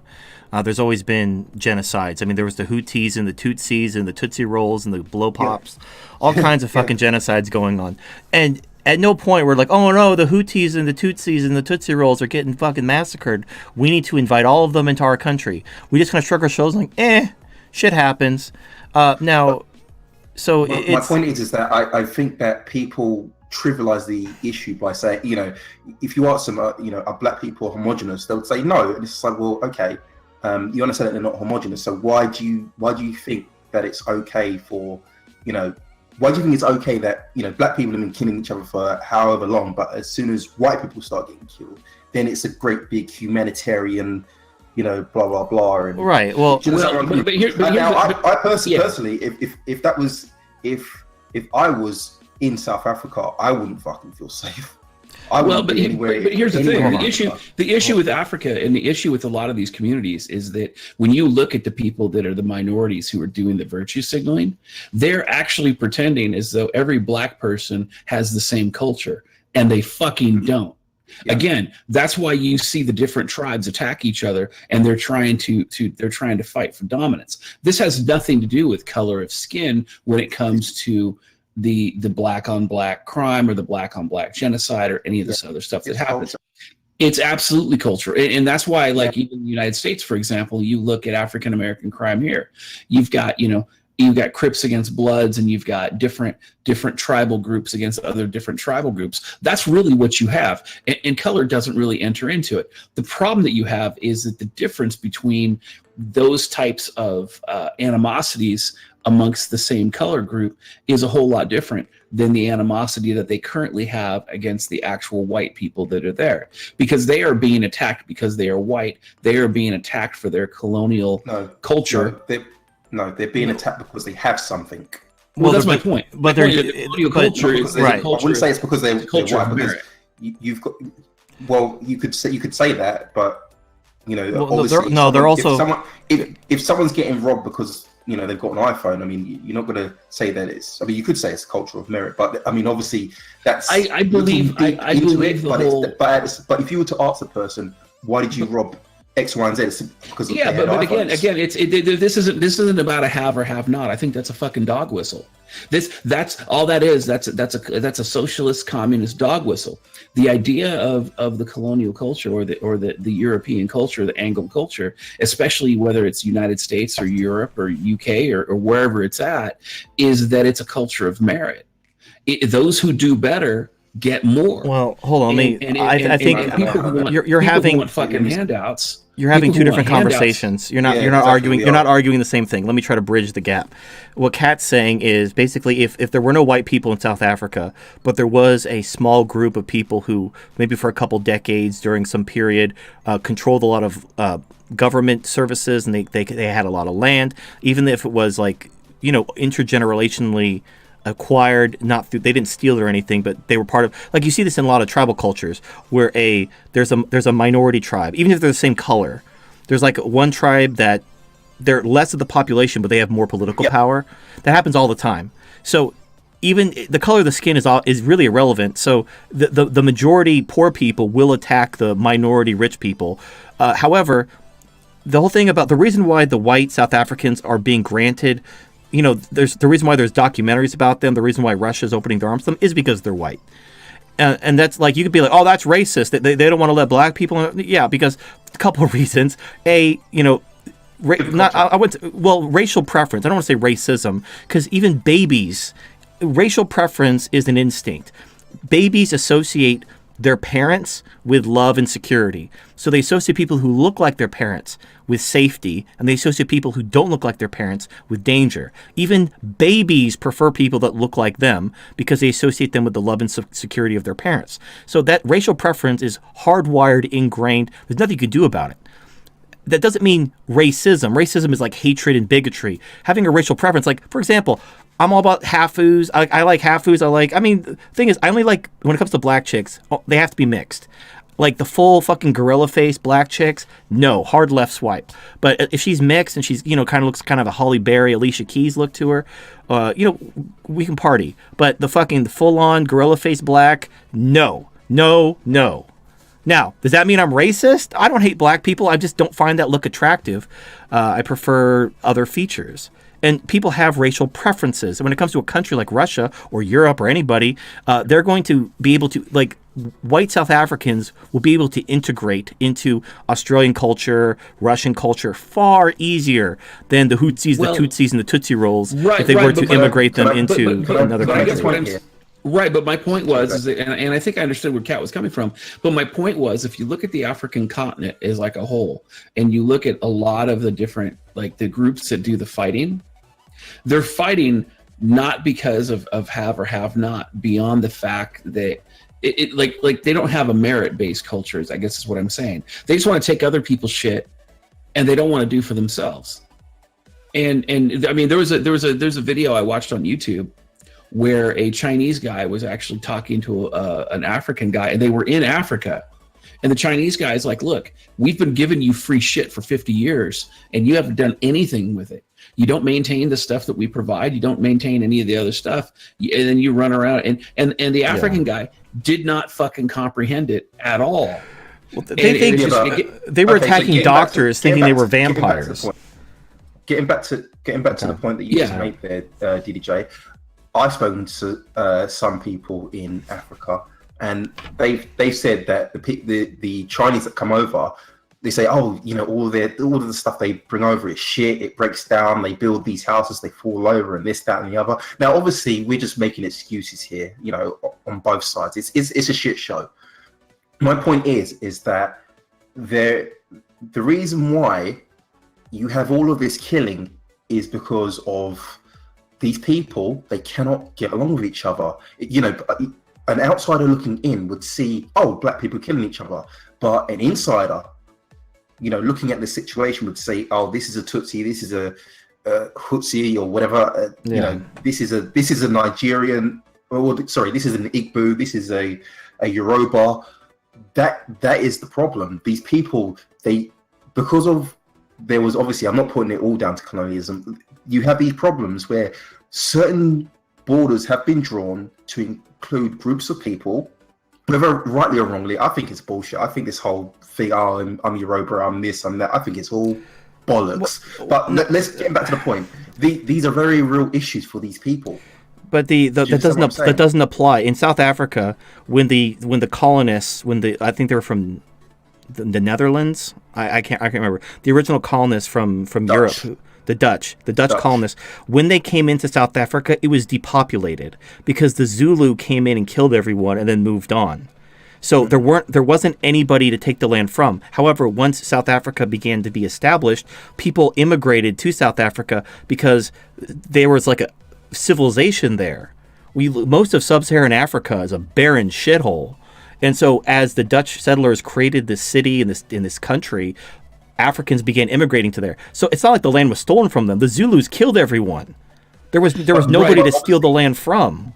But I guess my point though is that is yet to be addressed is that again, if you look at a lot of different African cultures, and yeah, I'm on the outside looking in, but I've done a little bit of reading on Africa, and a lot of African cultures have this thing about, well, we're just going to kill you and take your shit rather than make their own shit. And the cultures that actually do try to actually do and make their own shit, they're attacked constantly by their neighbors. I mean, it's one warlord to the next, and it's a constant power grab. Even the humanitarian organizations that have shown up in Africa who have tried to provide these people humanitarian aid, all that aid gets stolen by the African warlords and is used for their fucking extremists and their people for committing human rights crimes and shit like that. So, I mean... So one second, you're talking about tribalism then? Yeah, So it goes back to what I was saying. It reinforces what I'm saying. I think, yeah, it reinforces what you're saying when it comes to the aspect of tribalism, but I don't think it's just tribalism. I think it's merit-based. I mean, and I say that, and I know I'm kind of a nationalist when it comes to the United States, but one of the reasons that a lot of people want to immigrate here is that we have a merit-based society, or at least we were founded on merit. In other words, you could come to the United States and you could be penniless. You could just have the shirt on your back. And if you worked hard and if you did well because you worked hard and you put a lot of effort in, you could make a life here. You could build your own house. You could clear your own property. You could actually have a life here. They called it the American dream. It's why everybody in the fucking world wanted to come here. It's why our country is as great as it is, because we have this merit-based society. Now, you have these other organizations or these other groups of people who all they want to do is fight and take each other's shit. And I'm not saying the entire continent. There are different countries and there are different political groups out there that they have this merit-based idea where they're trying to make a better life for themselves without stabbing each other in the fucking forehead with a spear. But those people get attacked and they are constantly under assailment. You see this in the Middle East as well. The Middle East has been disrupted for thousands of years because of all the backstabbing and the bullshit. So I just say that when it comes to a lot of this, yeah, you're right when it comes to the tribalism, but I also think that if Africa had more merit-based cultures, they would be trying to kill each other less. Well, what you have to do, here's the thing.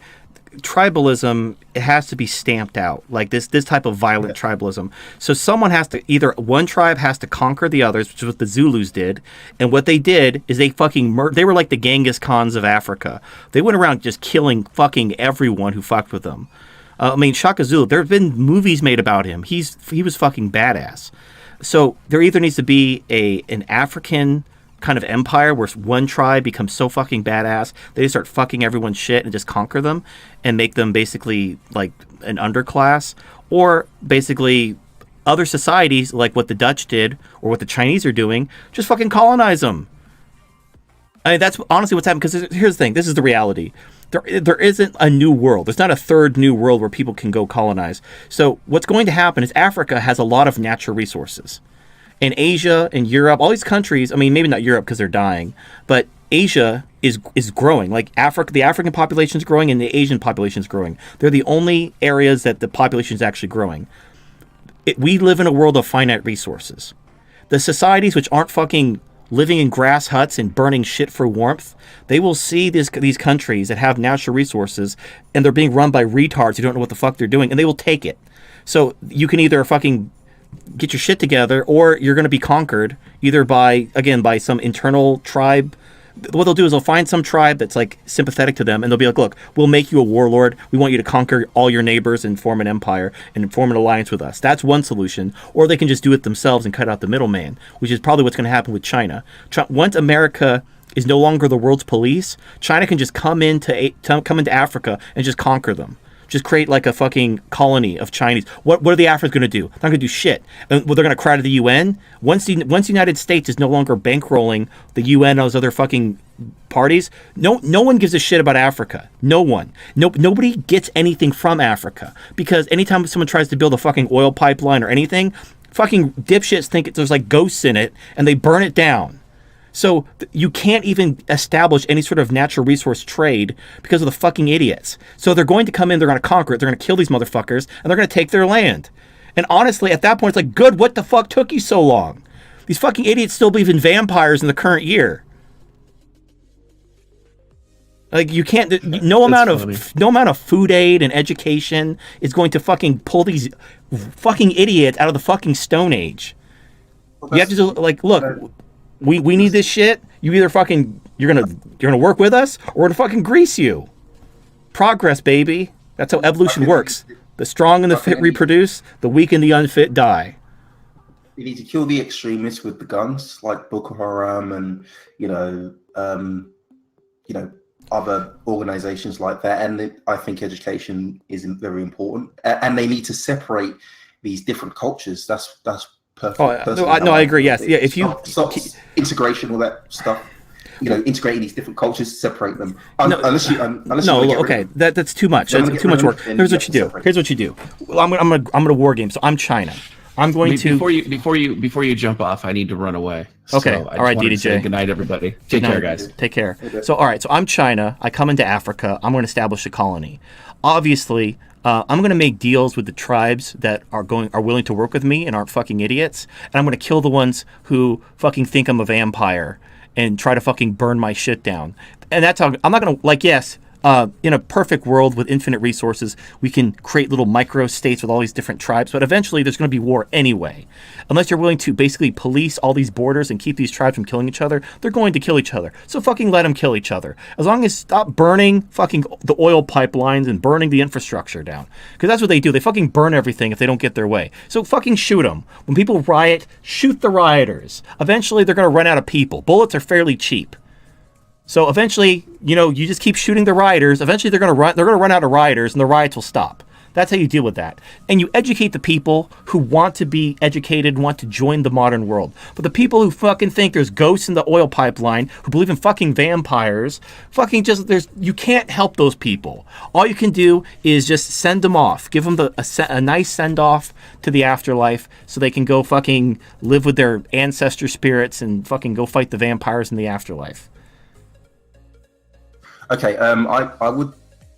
We could keep going back and forth, but I'm trying to get the Death Squad open. Okay. I mean, maybe they can unmute themselves. I don't know. APOC, can you talk? Sure. Yeah, I can talk. Oh, okay, cool, sweet. APOC, can anyone else talk, or is everyone should be able to talk? By the way, Stefan Molyneux has something on this, which I think is pretty eye-opening.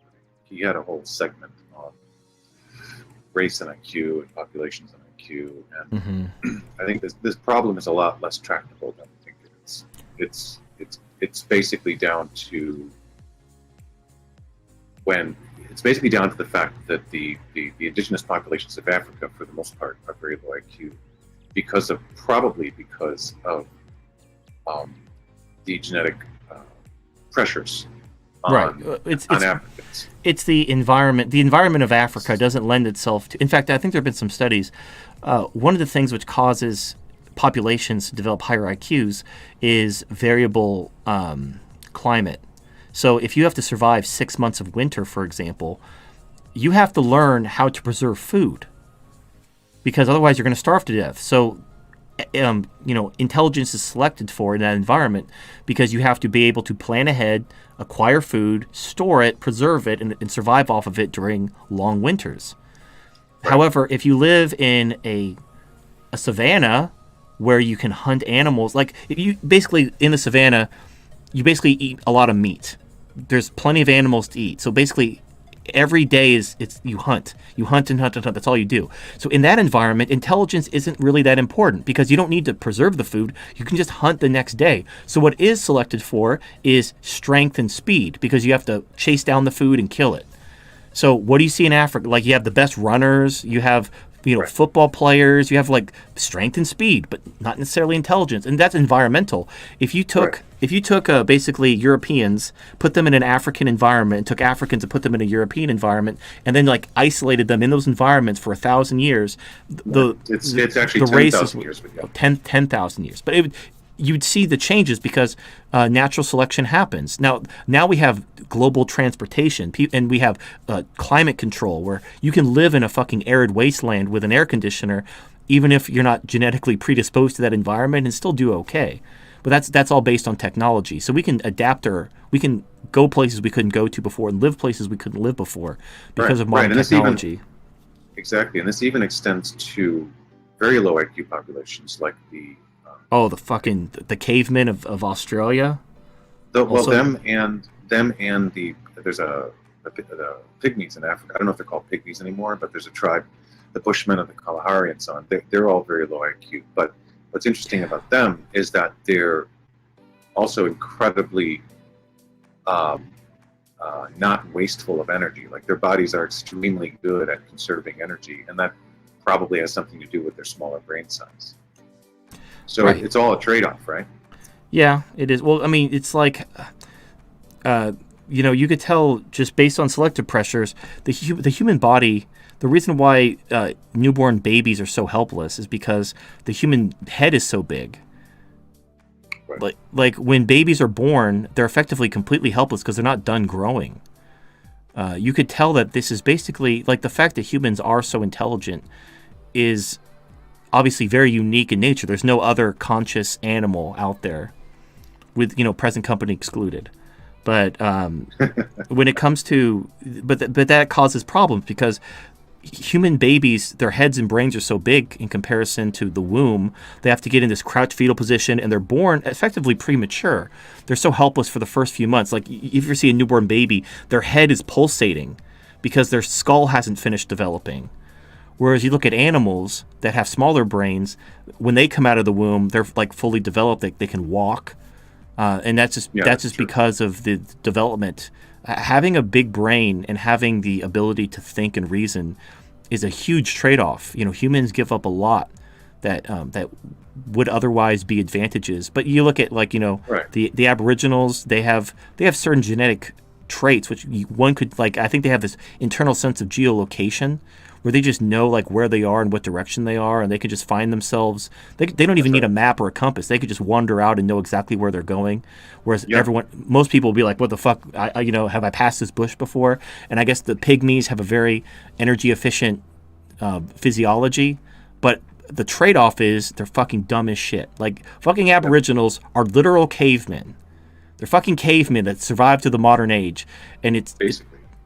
Yeah, I know that fucking if that triggers you, I don't care because it's true. Well, the thing is though that the interesting thing about this, there's also one other fact that's interesting, and that's the Ashkenazi Jews. They actually increased their IQ. Yeah, by they did. Well, 10 and 15 points in 5 generations or something. Well, Very that short was period of time, and it had something to do with it's inbreeding. probably No. something to do with inbreeding, hypergamy. Who knows? We don't really know. No, it But is. It's inbreeding. Yeah, Ashkenazi Jews have. It's like a breed of dog. You find a trait that you find desirable, and you basically inbreed the dogs to bring out that trait. And if you look at breeds of dogs from 100 years ago, look at old pictures of certain breeds. They look very different from the breeds that you would buy today because of all the inbreeding. Mutations begin creeping in, and they start becoming deformed freaks. So what happened with Ashkenazi Jews is they selectively bred for success. There is a correlation between success, income, and IQ. So the Ashkenazi Jews would basically only marry powerful bankers and shit like that. They're basically almost like a conspiracy theory ethnicity. So they married successful people, which successful people have high IQs, and so they raise their IQ, but then they also fucking only marry each other, and there's tons of genetic defects which only affect Ashkenazi Jews, and they would be solved in a single generation if they actually took a refreshing dip in the gene pool, but it's just they're fucking inbred. And this is why Ashkenazi Jews don't win any beauty contests, because they're fucking ugly. That's what inbreeding does. Inbreeding makes you look like fucking the Deliverance banjo kid, or but they're playing Fiddler on the Roof fucking shit from a Jewish musical. Well, for some reason, I've always had actually the ones who are attractive coming after me in my life, and I always seem to find out they're Jewish afterwards. It's really weird. Well, because you probably have money. They could smell money. It's that's a mutant I have power. a big nose. I have a big nose. Oh, the big nose. Well, I had a Jewish girlfriend once. She had really thick glasses, but she was nice. But her whole family, and again, the inbreeding, her and her brother had these thick fucking Coke bottle glasses.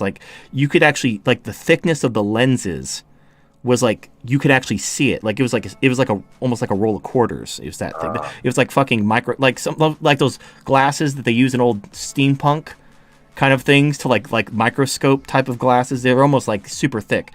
It actually made her look like she had anime eyes because of the magnification of the glasses. When you looked at her straight on, she had giant fucking kawaii anime Powerpuff Girl eyes.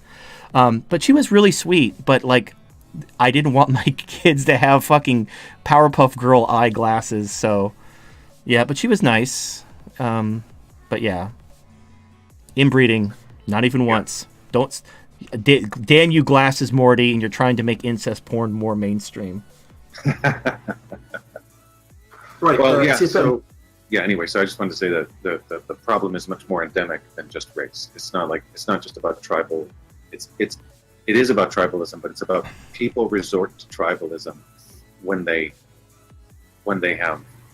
see halves and they want to take. Yeah, what they want to. that's want to right. have. It's an excuse. That was Because they're stupid.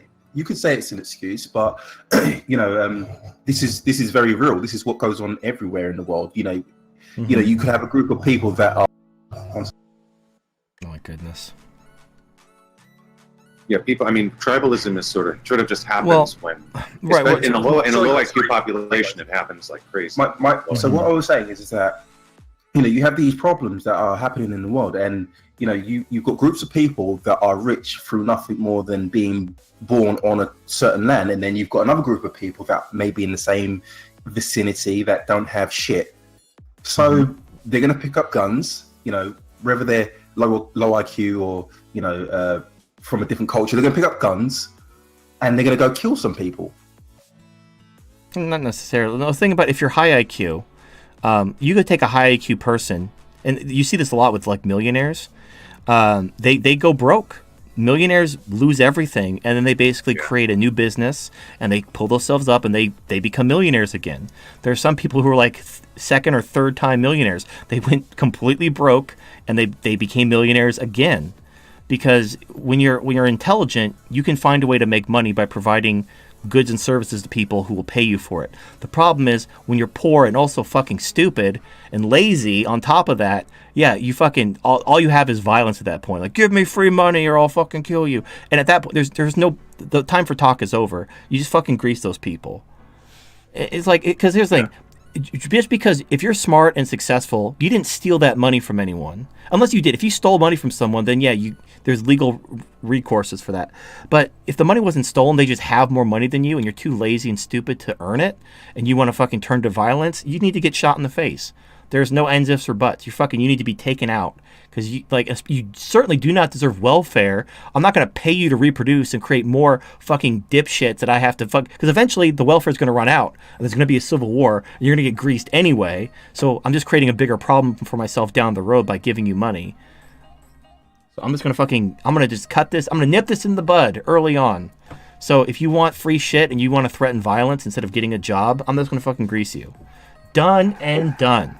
That in my view, that was the mistake that South Africans made, because they came in, and actually it wasn't just because the reason the land was depopulated wasn't just because of warfare. It was depopulated because it actually wasn't very fertile, because the water was all secluded in underground aquifers and in rivers that were running to the sea. So South Africans came in, and they did what? They irrigated, and they created huge, just like we did in the Central Valley in California.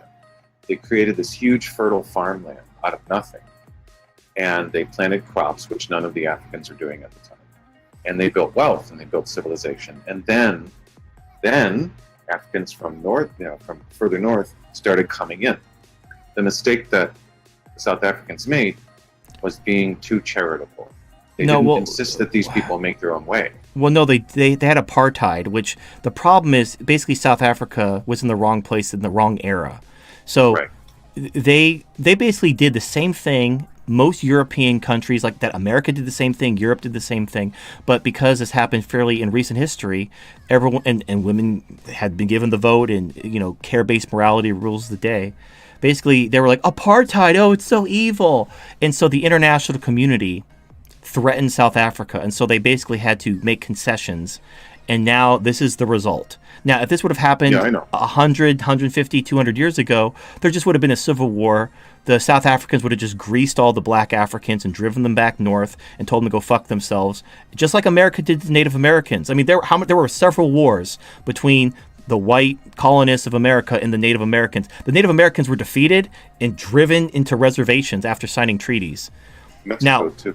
And if that happened, like imagine if America was founded in like the 1900s instead of the 1700s, you'd have had the international community, quote unquote, condemning the actions of these evil white colonialists, killing these evil or these nice, peaceful Native Americans and driving them to their casinos. But because it's happened centuries ago, it's okay. But then, God forbid, the Dutch try to do the exact same thing that all of them did centuries ago, because now we live in this progressive modern era and you're not allowed to do that anymore. So unfortunately for the Dutch settlers, they didn't have a choice. The international community was going to basically arm if they started a civil war, the UN would have probably armed the black Africans to wipe out the South Africans because they would have taken a side. So they didn't have a choice. If they would have gone civil war, they would have been taken out by the international community, who would have armed and probably sent in, like they did in the Cold War, where they'd send in special forces to train the people and arm them with weapons. It would have been really bad. I don't think it would have been the UN. It would probably have been Russia. It would have been someone. But the point is South Africa didn't have a choice. They had to basically abandon apartheid. And when they did, it put them on the course of what's happening right now. So, but all good thing must come to an end. So Trump is pulling out of NATO because the Cold War has been over for a long time. I think the UN is probably just like, that era of global governance is over. Wait, I didn't hear him. I never heard him say that. Well, yeah, no, like basically Trump's like, okay, we're not getting anything out of these arrangements because the Cold War has been over for over like 15 years. Why are we still maintaining these arrangements that only benefit these countries when there's no enemy that we're fighting? There's no reason for us to do this. So once NATO's gone, and now that we're friends with Russia, and God, even North Korea, we're going to be friends with North Korea. I mean, who would have even seen that coming? So once we make friends with our former enemies, and we don't need organizations like the UN anymore. Everything's fine. Like America is, but once that's out of the way, then fucking all these countries will be like, well, I don't give a fuck. Why should I concede? And you can have countries like, oh, we're going to wave our finger at you, but you have no power. None of these countries have a military. They relied on the United States to fund the UN and all. Well, yes, sorry. Obviously, I'm just playing devil's advocate here. What is your issue with the UN? Do you see it as some sort of great big welfare program? Is that how you see it? Oh, well, it is a very big welfare program. The whole thing about the UN is it doesn't. The UN is it's there to make countries that really have no power and shouldn't really because the UN is just a puppet. The United States is the UN. The United States bankrolls the UN. The United States arms the UN. The United States is the UN, but the UN does not work in the United States' interests. So it's like the U.S. funding a body which may or may not serve the interests of the United States, which makes no sense to the United States. It makes, it's great for all these countries that get the benefits of the United States' money and military might and don't contribute anything to benefit the United States. But Trump is basically saying, we don't need to do that anymore. There's no reason and I agree, there's no reason to do that anymore. The USSR has been gone for decades. In fact, we can be friends with Russia and North Korea, even China. There's no reason why we can't cooperate. There's no reason why we need to let these tiny countries, which the problem with the UN is every country was more or less equal unless they were one of the countries that had the veto power. So why are you letting these pissant countries that have absolutely no military control shit? Countries. Fucking all of them. Every country that's not the United States, Russia, China, or one of these other big countries. But obviously, there are obviously permanent council members that have veto power. Right. Yeah. Right. Yeah. You're right. They have veto power. They have militaries. But if the United States disproportionately funded and basically provided the military might, the muscle, because without the U.S., the UN is just someone who sends you an angry letter. They might as well be some fucking troll on Twitter, just fucking sending you hateful DMs. They have no power. Now, if some troll on Twitter had the ability to destroy your country, now you're going to pay very close attention to what they have to say. So the U.S. is what provided that. So now fuck the UN. I mean, it's great in a way because it prevented war. But here's the thing. Look at South Africa. Look at other countries that are basically dying because in order to avoid war, they destroyed their society because they thought war was the absolute worst outcome. And I actually caught some shit for this because I talked about this in another show or last week or something. Here's the thing. Let's say overpopulation, right? So you have too many people. What do you do? Do you colonize? Do you basically expand? Oh, that's going to cause a war. Can't cause war. War is the worst thing ever. Well, the only alternative is you basically empower women, cause your fertility rate to shit the bed. Now, look at the consequences of these outcomes. If you empower women and embrace gynocentrism in order to control your population, so to avoid war, you strengthen the weak at the expense of the strong. You cause your society to slowly die and become weaker and more effeminate. However, if you expand through colonialism and war, you strengthen the masculine and the strong at the expense of the feminine and the weak. So the question is, it is like we live in a world of finite resources. So there's going to be war. But look at what's happening in Europe. Because in the Bonobo Protocol, which is basically the protocol is to avoid war. We need to effeminize Western civilization to avoid World War III. Somewhat well-meaning, but look at the consequences. Britain, your beloved Britannia, which once ruled the world, had the largest empire in world history, is now dying and being taken over by third world goat fuckers. Okay, How the mighty have fallen. So, TFM, I get what you're saying, but some people would argue that the reason why some of these people are coming into Europe is because of what my government and some other European governments are doing in these people's countries. For instance, Libya, Syria. Right. Well, they're idiots. Yeah, this whole that's a whole like they hate us because you ask the terrorists, like this is easily debunked. They interviewed these Muslim terrorists. Terrorists, dude. Okay, I'm talking about economic migrants. They're just coming for the welfare. They're just coming for the welfare. I'm talking about the terrorists. They asked the terrorists because the whole thing is all these terrorists are only attacking because we did this thing. We created Israel. We bombed them. We're creating terrorists by basically fighting terrorists. And so the way to stop the terrorists is to stop bombing them. They interview these guys. Basically, they want to conquer the world and turn it into you're a kufar, you're a non-believer. They want to kill you and make you Muslim by force. No, hashtag not all. I'm not saying all. I have Muslims in my server who are cool as shit. I'm not saying all Muslims, but the terrorists absolutely, they don't give a shit what you did. They'll use that as propaganda to recruit, but they would still want to kill you and convert you regardless. And as far as the economic migrants, I don't give a shit. That's not my fucking. Yeah, the people who want to come to Europe because Africa's a shithole. Africa's always been a shithole.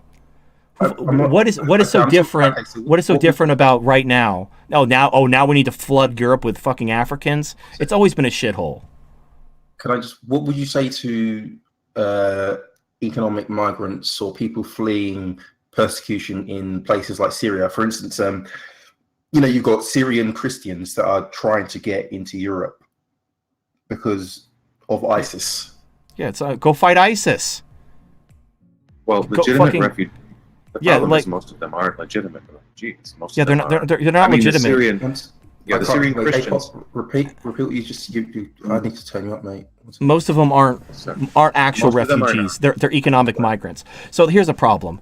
There's plenty of countries which aren't at war. So if you were seriously fleeing Syria because there's a war and oh my gosh, I'm a war, I got to get away from the war, you have to pass through like 7 to 10 countries before you get to Germany and the UK. Now, and you ask them, well, why do you pass through all these countries to come to Germany and the UK? Why not go to Turkey? Why not go to because I want welfare. So there you go. So when they come to Germany and the UK, like I'm a poor Syrian refugee fleeing war. You're like, get the fuck out of here.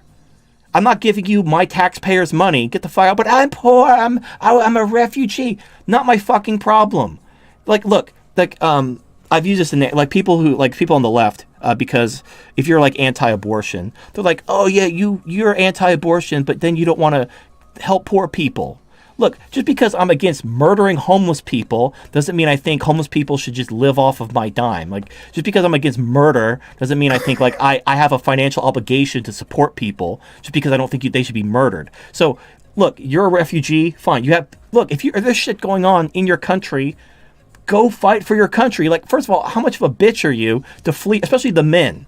Like, I can understand the women and children wanting to flee these countries, but when the men are, like, the fighting age men are fleeing their country, in air quotes, because of the war, why aren't you fighting the war? If ISIS is so terrible, you're a fucking 20-year-old man. Pick up a gun and go fucking shoot ISIS. They're not invincible. They're not fucking super soldiers. They're just fucking dipshits with fucking black flag. Go shoot them. Go liberate your country if you can. But no, you want to come and get welfare. That's all it is. It's all about welfare. Stop giving them welfare and they'll leave. That's how poor fucking refugees there are. I think it's more a case of it's easier to run away and get welfare than it is to stay and fight and right. So risk tell losing. them no. So this is why in the first big wave of immigration to the U.S. during the Ellis Island days, this is why that worked.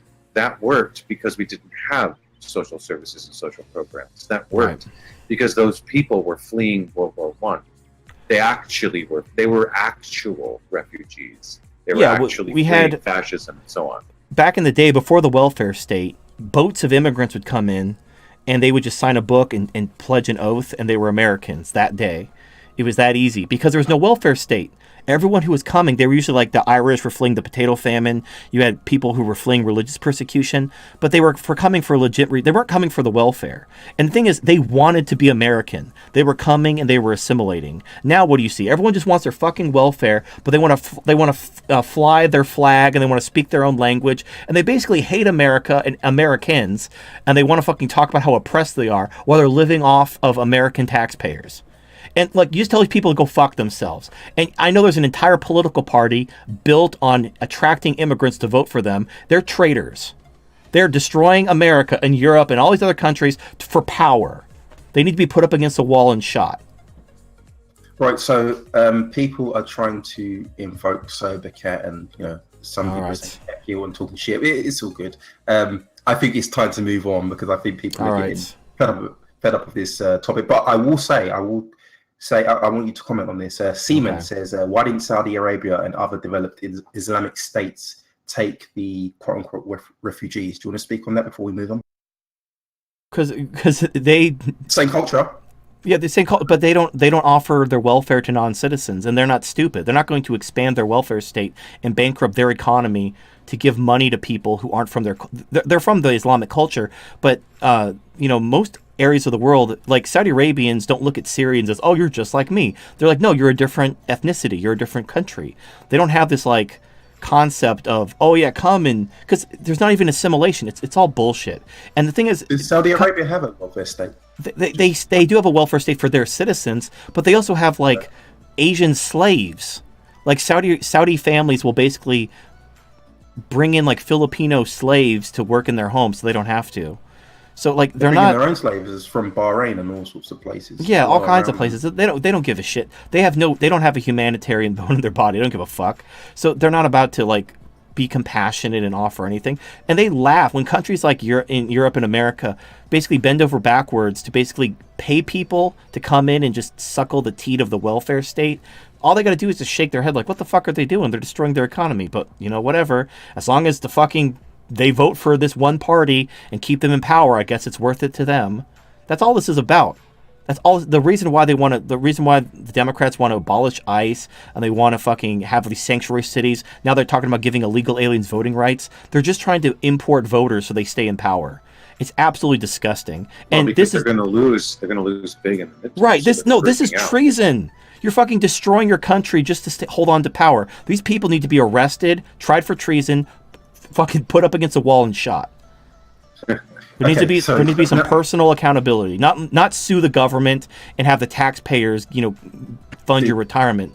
Personal accountability to these traitorous politicians. Right, TFM. I'm sorry. I'm really sorry. I have to cut you short there because people they want to move on. People. All right, let's move on. Sending me messages saying move on. All right, move. Okay, we're moving on. All right, I've activated the phone line.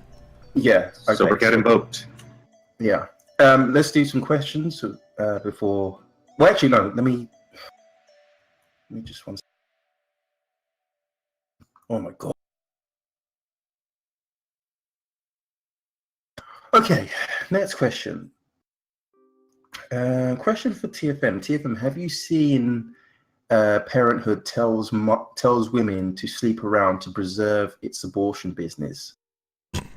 Yeah, Planned Parenthood's cancer. Oh, okay. Is that a thing? That's a thing. They're promoting promiscuity in order for more women to get pregnant, so they'll have more abortions.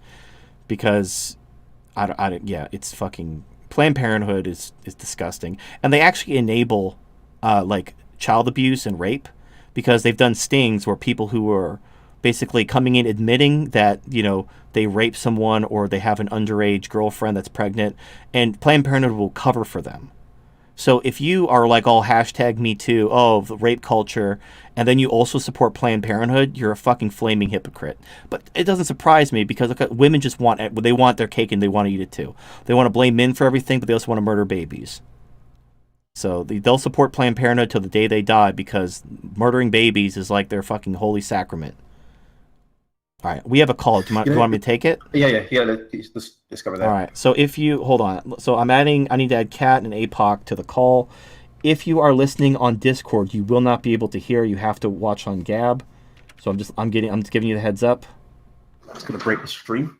It is what it is. Actually, APOC, I don't know if I have you on. Oh, I do. Or hopefully this is you. Hopefully I'm not calling a random person. I guess we'll find out soon. Hello. Hey, TFM, how's it going?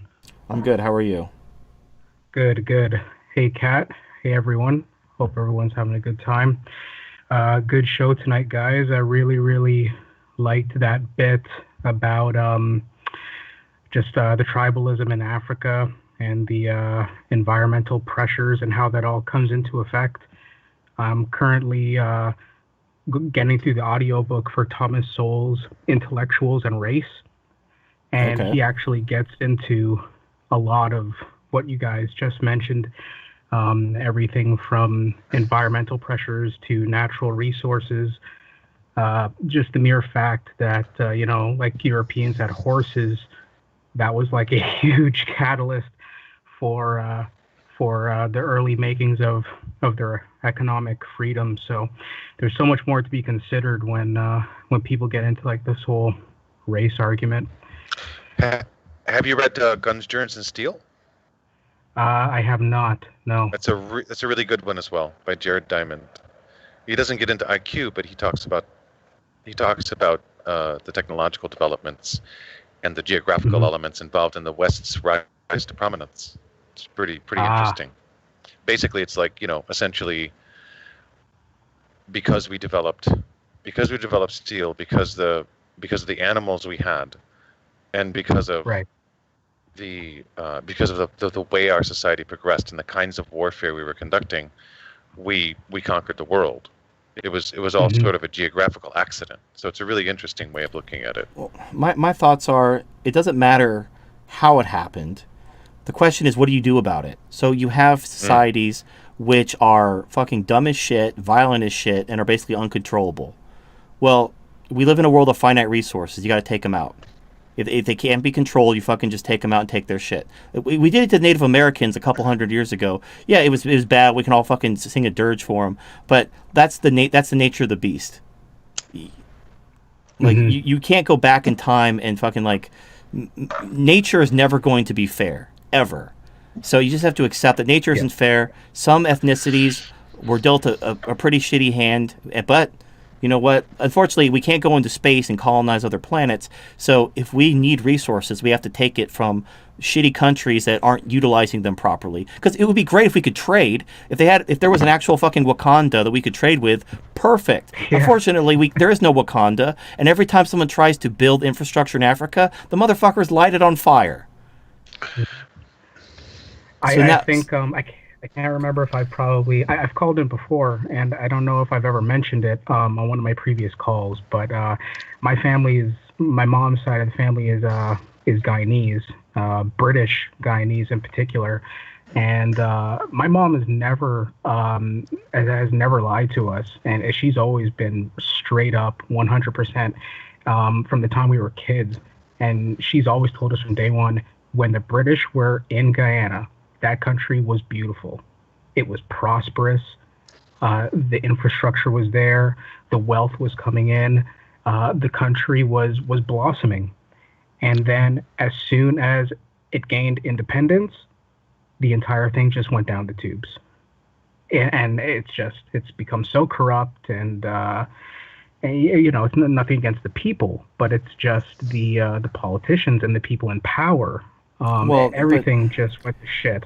But you know, blaming the politicians is basically a scapegoat, because the politicians are a reflection of the people who put them there.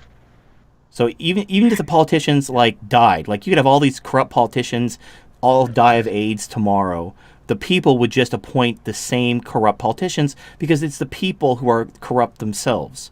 The politicians are just kind of a distilled, concentrated form of the people's corruption. Yeah. Well, people get the government that they tolerate, right? Yeah, and, exactly. And even like if you go to like if you fly in to Guyana and you give them your address, people in the airport will they'll scope you out and they will send people to the address where you're presumably staying at to rob you. It's just not safe. So you have to give like airport officials like a fake address just so you don't get robbed when you get off the plane. Or it's just alternative, you fucking grease them Grand Theft Auto style and take your money back. You're like, thanks for the ride, bam, and then you like fucking crash the car into a ditch or something like that. Yeah. There you go. So I just had a little story here, just to maybe switch gears if you guys are cool with that. That's okay. It's fine. Not too long. So my buddy that I work with, he was in a long-term relationship with this girl, and so my buddy went to school for accounting, and he got like a junior like entry position at an accounting firm. So he wasn't making big bucks, but he was like well on his way. And this girl that he was dating, she was basically groomed by her mother to, exercise her full hypergamous instinct. And so this girl, like the entire time she was dating my friend, she kind of was trying to monkey branch to this dentist. Maybe not the entire time, but she found this dentist who was already making $1 million a year. So my buddy was like, he was a chartered accountant. He was well on his way to making 6 figures, but she wanted the dude. I forget who said it, or maybe you said it or another MGTOW channel, but she basically wanted a ready-made man. She wanted the guy who was already making $1 million. So she cheats on my buddy with the dentist. And so my buddy was super blue pill at the time. He forgives her. Oh God. Oh man. So he forgives her, and then she starts putting more pressure on him, like immediately, to start making more money, to start increasing the status. And she told him straight up, I want to live in a mansion and I want a BMW like X5. Like, this is what I want. This is my price. Like, this is my price for the pussy payment. Oh God. And so, like, what? He's just going to pull that money out of his ass or, like, out of thin air? Like, he has to build himself up in the firm first. So her mother keeps pressuring her. And then she gives him the marriage ultimatum. She said, look, I want you to marry me, or else I'm going to leave you. And then he had like an inkling at that point where it's just like, well, look, you're clearly in it for the money. No. So he was. You think? Like he was. Jesus. He was. But here's the punchline. Okay. So she's like, look, I'm gonna leave you if you don't want to marry me. And he's like trying to bargain with her. He's like, please, just like give me more time, give me a couple more years. Like, I just got this job. I will give you the lifestyle that you want. I just don't have. Oh my the God, money how yet. good was that pussy? It must have been fucking mind blowing. Jesus Crazy Christ. Slut C. Crazy Slut C is the best. Oh my God. Yeah. So here's the thing, though. Here's the dagger. All right. She reaches into her purse, and she already had the wedding invitations made up for the other guy. Oh man. Oh, so so the guy she was cheating with already proposed, and she was going to marry him? Maybe he proposed and she said like she'll think about it, but she basically gave my friend the marriage ultimatum.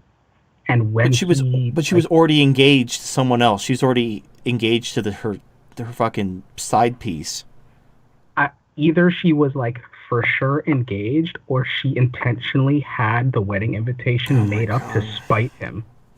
Yeah, I would have fucking thrown her ass. I would have thrown her ass out with the whole fucking, I want a BMW and I want a mansion. I'll be like, oh, that's great. So then I'd throw her ass out and be like, go fucking earn it, bitch. And then I just shut the door in her face. Get the fuck out of here. Fucking, I want a mansion. Number. Yeah, fucking. Yeah. I want a fucking girlfriend that isn't a fucking cunt. So, but we can't always get what we want in life, can we? And then I just throw her fucking ass out. Then I fucking call up Sugar Shaw and we'd hang out with our sex dolls. Oh my god. Sometimes I thank God for my autism, you know, because I never fell for that. Yeah, that was just some of the coldest, cruelest shit I had ever seen. Here's the biggest question: how nice were her titties? Like whatever, man. Like she was like they were whatever. Only her titties were only whatever. Those were whatever titties. He put up with that kind of shit for whatever titties. Oh, man, damn. Man. Fucking whatever titty. I mean, I would have put up with that shit for fucking howitzer titties. Talking fucking whatever titties. Fucking put up with that kind of shit for take it or leave it titties. God damn. Cannot put up with a titty gap. There's gotta fucking that kind of bullshit. Wait. How big do you expect these titties to be? There's a proportional titty index for the amount of bullshit I'm willing to tolerate. Like if she's got really nice titties, like fucking like a neck pillow, I could just lay on her chest and use her titties as a neck pillow. I might be willing to tolerate a little bit more bullshit from her, but for whatever titties, for take it or leave it titties, fuck that shit. Fucking boot her ass out on the spot. Fuck out of here. Jesus Christ. Did you say she was a 7? Did you say she was a 7? Yeah, she was. Oh my god. She wasn't hideously unattractive, but she wasn't a 10. She wasn't a 10. What was the mileage on the? Was this in Guyana? No. This was here. Well, this was in Canada. I'm calling from Toronto. Okay. Oh god.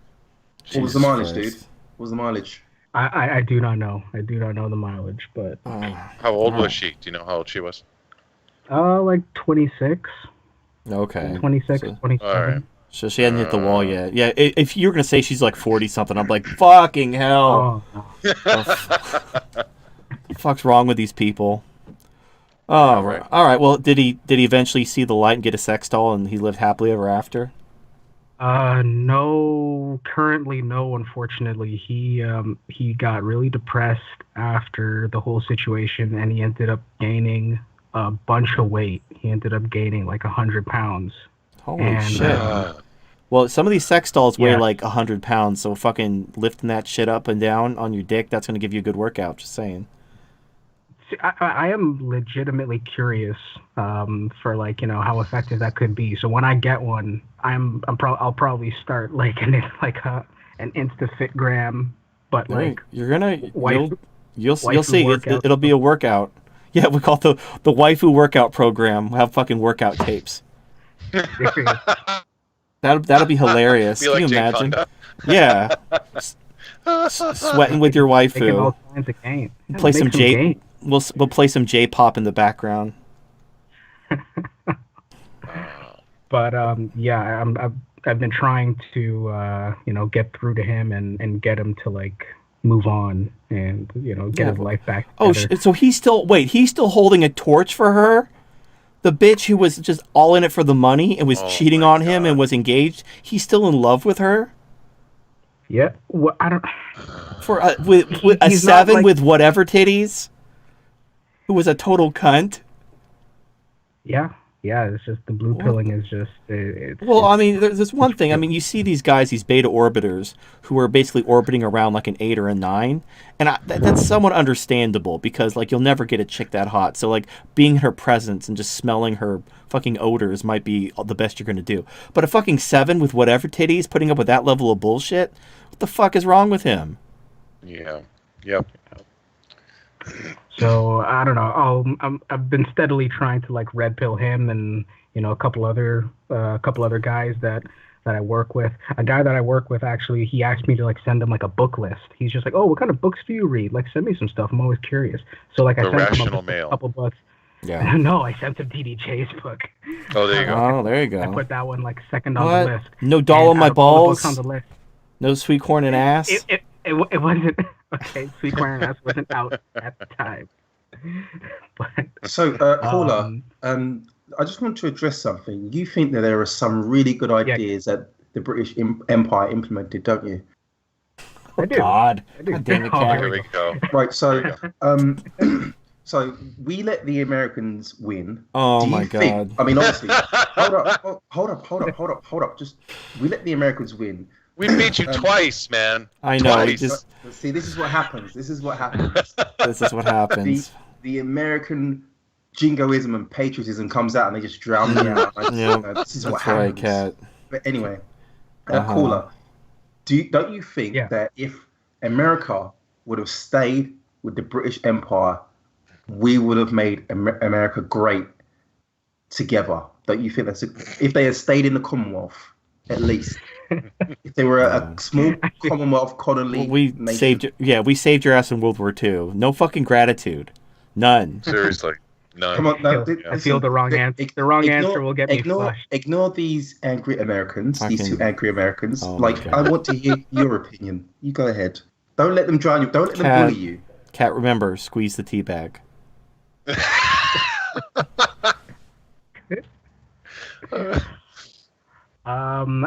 I think that America taking a stand and experimenting with its own independence was the right move.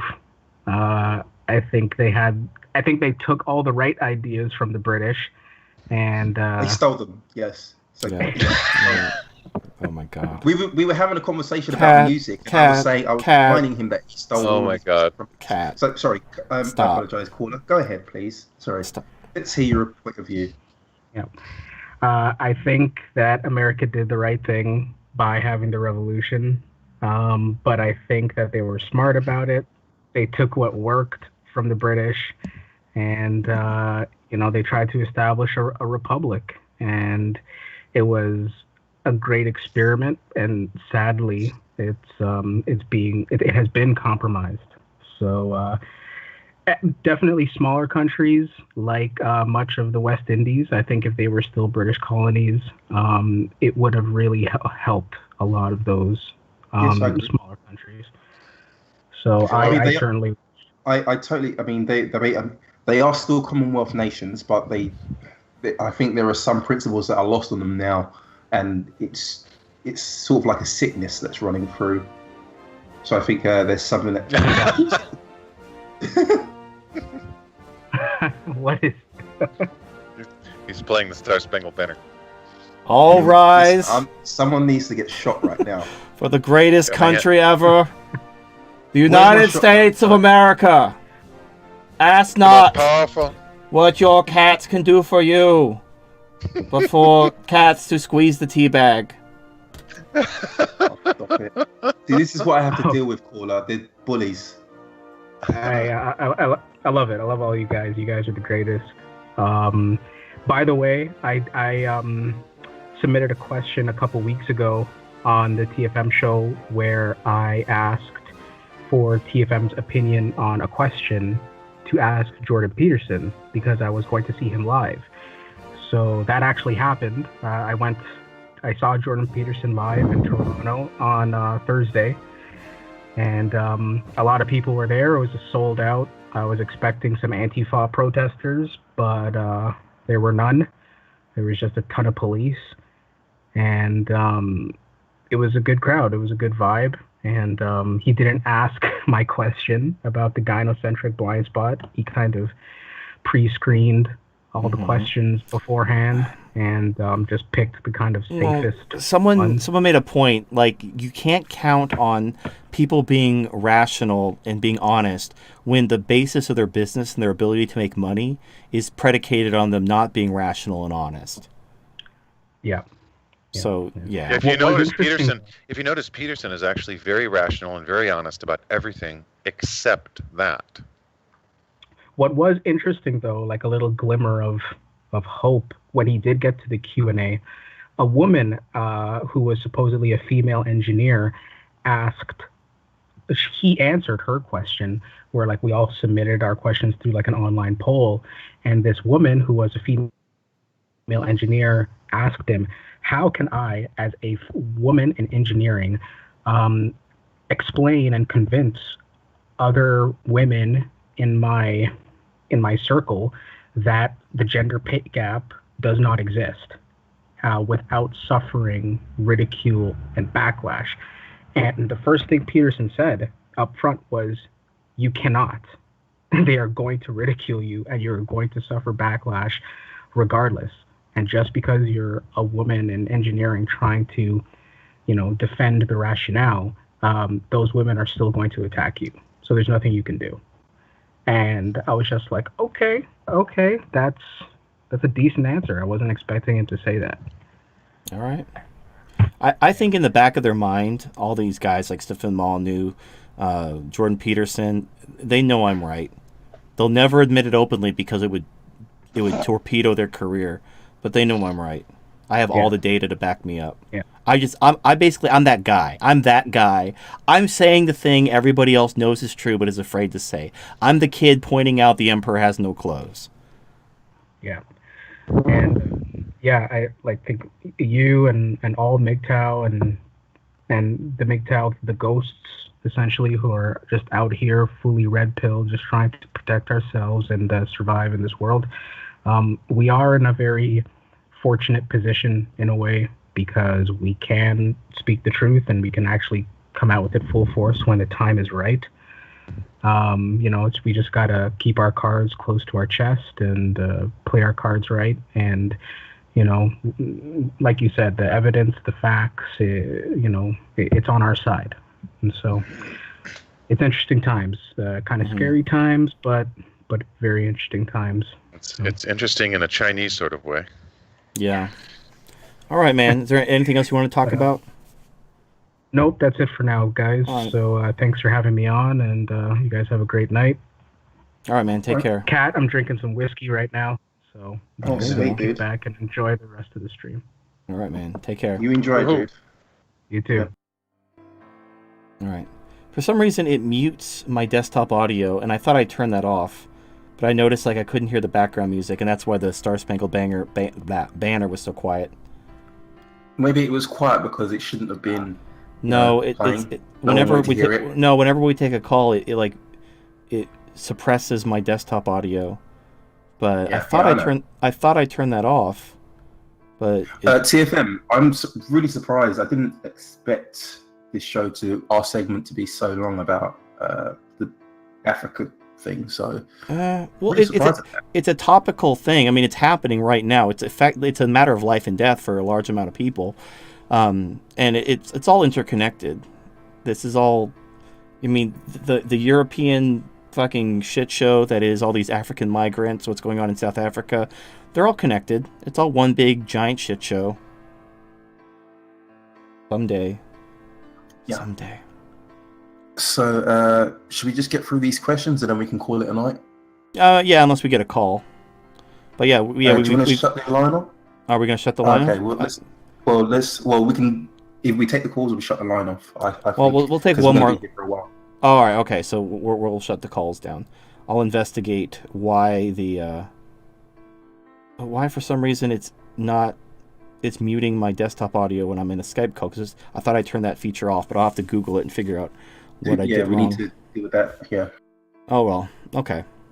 Let's get through these questions. All right. Question for Kat. If Kat No, we're not doing that question. Oh my goodness. All right, so just so you guys know, if Kat doesn't want to answer your question, Celestina will always answer your questions. Yeah. But So- I doubt someone wants to pay $5 to ask that question of. I'm just saying. Sometimes Well, Kat, listen, come on, dude. Like sometimes Kat listen. doesn't want to answer your questions, but Celestina's always Okay, so she's- you know what? All right. I'm gonna ask. Oh, okay. If cat masturbates, does it also count as you getting pussy? I don't know. Yeah, mate. that's a good question. No, it's not. But don't when you clean yourself, don't you lick your own dick? Anyway, next question. TFM, please bring back the screaming dancing monkey that used to appear when you gained a Twitch follower. It was the best. Okay, maybe you can shed some light on that, TFM. Oh, Why yeah. do So that? I have no way to track Gab subscribers. Unfortunately, they're just that functionality was unique to Twitch.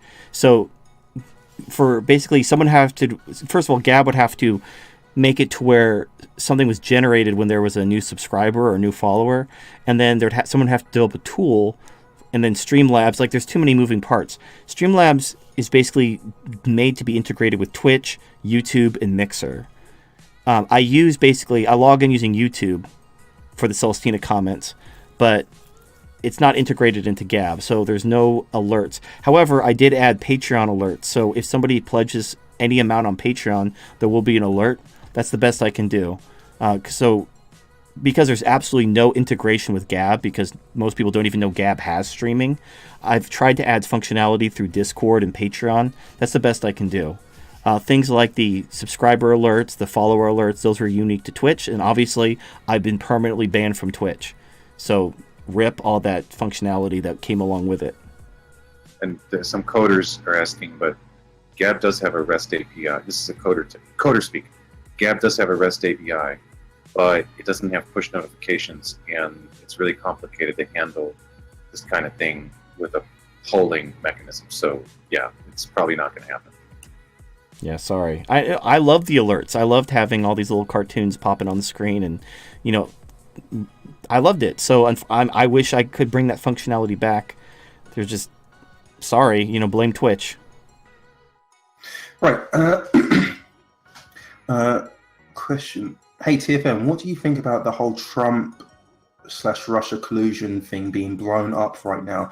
What do you think US-Russia relations should be from a military point of view? There's absolutely no reason to go to war with Russia. Basically they've been pushing this whole Trump as a Russian agent his entire presidency. They've done special investigations. They found absolutely nothing. And though it's hilarious, there was a hot mic moment when Obama was president, where he was talking to a Russian agent before his re-election, talking about how after the re-election we'll be able to get stuff done. And basically he was colluding with Russia in the fucking bathroom on a hot mic. And everyone's just kind of fucking down the memory hole it goes. So Obama was talking in private about working with Russia after he gets reelected. He'd be able to do more. And nobody talks about shit. But then this complete pull it out of their fucking ass. Oh, Russia stole the election for Trump. And they've been running with that for 2 years. And the left also is trying to push for war with Russia for no goddamn reason. This is bullshit. So, I mean, honestly, I don't think like the whole like when we bombed Syria, that was a mistake. Like, we shouldn't have been bombing Syria in the first place, and we certainly shouldn't be going to war with Russia for no goddamn reason. So, I mean, hopefully Trump is smarter than this. But, like, I don't know. I mean, he was able to smooth things over with North Korea, so he's got some diplomatic skills. He just needs to stop being manipulated by people who trying to recreate the Cold War for some goddamn reason. I have no idea. Okay. Sorry, God. Fucking going on. Question: do you think the right will start putting female candidates up to counter the female candidates on the left? They don't understand what Trump got elected. And the right is retarded. Yeah, and they are doing that. Easily debated on or bribed into following the inclusive route. So yeah. Yeah, the right, the traditionalist right, they believe men and women are equal. They believe in the same premise that the feminists believe. They just believe in traditional gender roles for men, as well as men and women being equal. So they absolutely think, oh yeah, women will vote for the right. Oh yeah, it's just because blah blah blah. They're fucking idiots.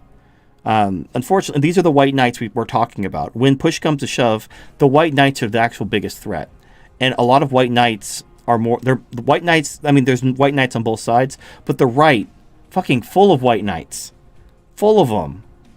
It's sickening, and they fuck themselves. Like, they're hurting themselves with this fucking bullshit, but they just won't bring themselves to see reality because they're fucking, their head is just too far up their own ass.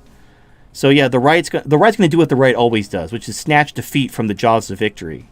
So this is why, basically, if you're looking for the establishment right to do anything other than fuck up, you're going to be very disappointed. So don't leave it to them. You have to fucking. But again, I don't think there's a political solution. I don't think anything gets better until men basically just decide to change things, because trying to curry the female vote only gives the left more power. Always. Like, women are natural leftists, and that's always been true. So you either fucking take women's rights away, or you're going to see the country slip further and further to the left. It's inevitable. And this crazy train has no brakes. Every election they win, they're going to start demanding more and more shit, change more and more laws, oppress men more and more, until men finally have enough. So when you're ready, when you finally realize, I guess that monkey on YouTube is right, we've got to take women's rights away, then we'll fix this problem in a day. But apparently you have to feel a little bit more pain before you're ready to fix the goddamn problem. So you let me know when you felt enough pain and you're ready to solve the problem, and I'll be here. Okay.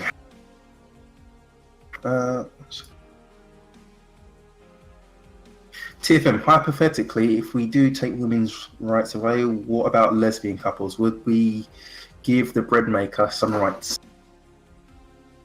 Women would still have some jobs. I mean, even in the 1700s, women worked as, like, you know, assistants and school teachers. There'd still be some jobs that women naturally do better, but there would be no affirmative action, and they wouldn't be showered with money to go to school. I'm not against, like, necessarily barring women from colleges. I think that would happen naturally anyway.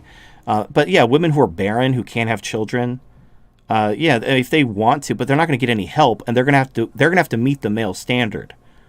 Most women cannot hack it. Like, maybe 4% of the women are actually going to be able to hack it at the minimum male standard level. So you're not going to find, you know, most women are just they're going to be housewives. But if a woman wants to work hard and actually keep up with the boys because she's a lesbian or whatever, fine. That's fine. But she can't cry about how oppressed she is and how she needs welfare and affirmative action, and the mean men are oppressing her with their evil penises. Fuck that shit. Okay. Yes, the 5% vote. Yeah. But if you look at before women could vote, women still had some jobs, but it wasn't like today. Can I just dispel that for a second? Go ahead.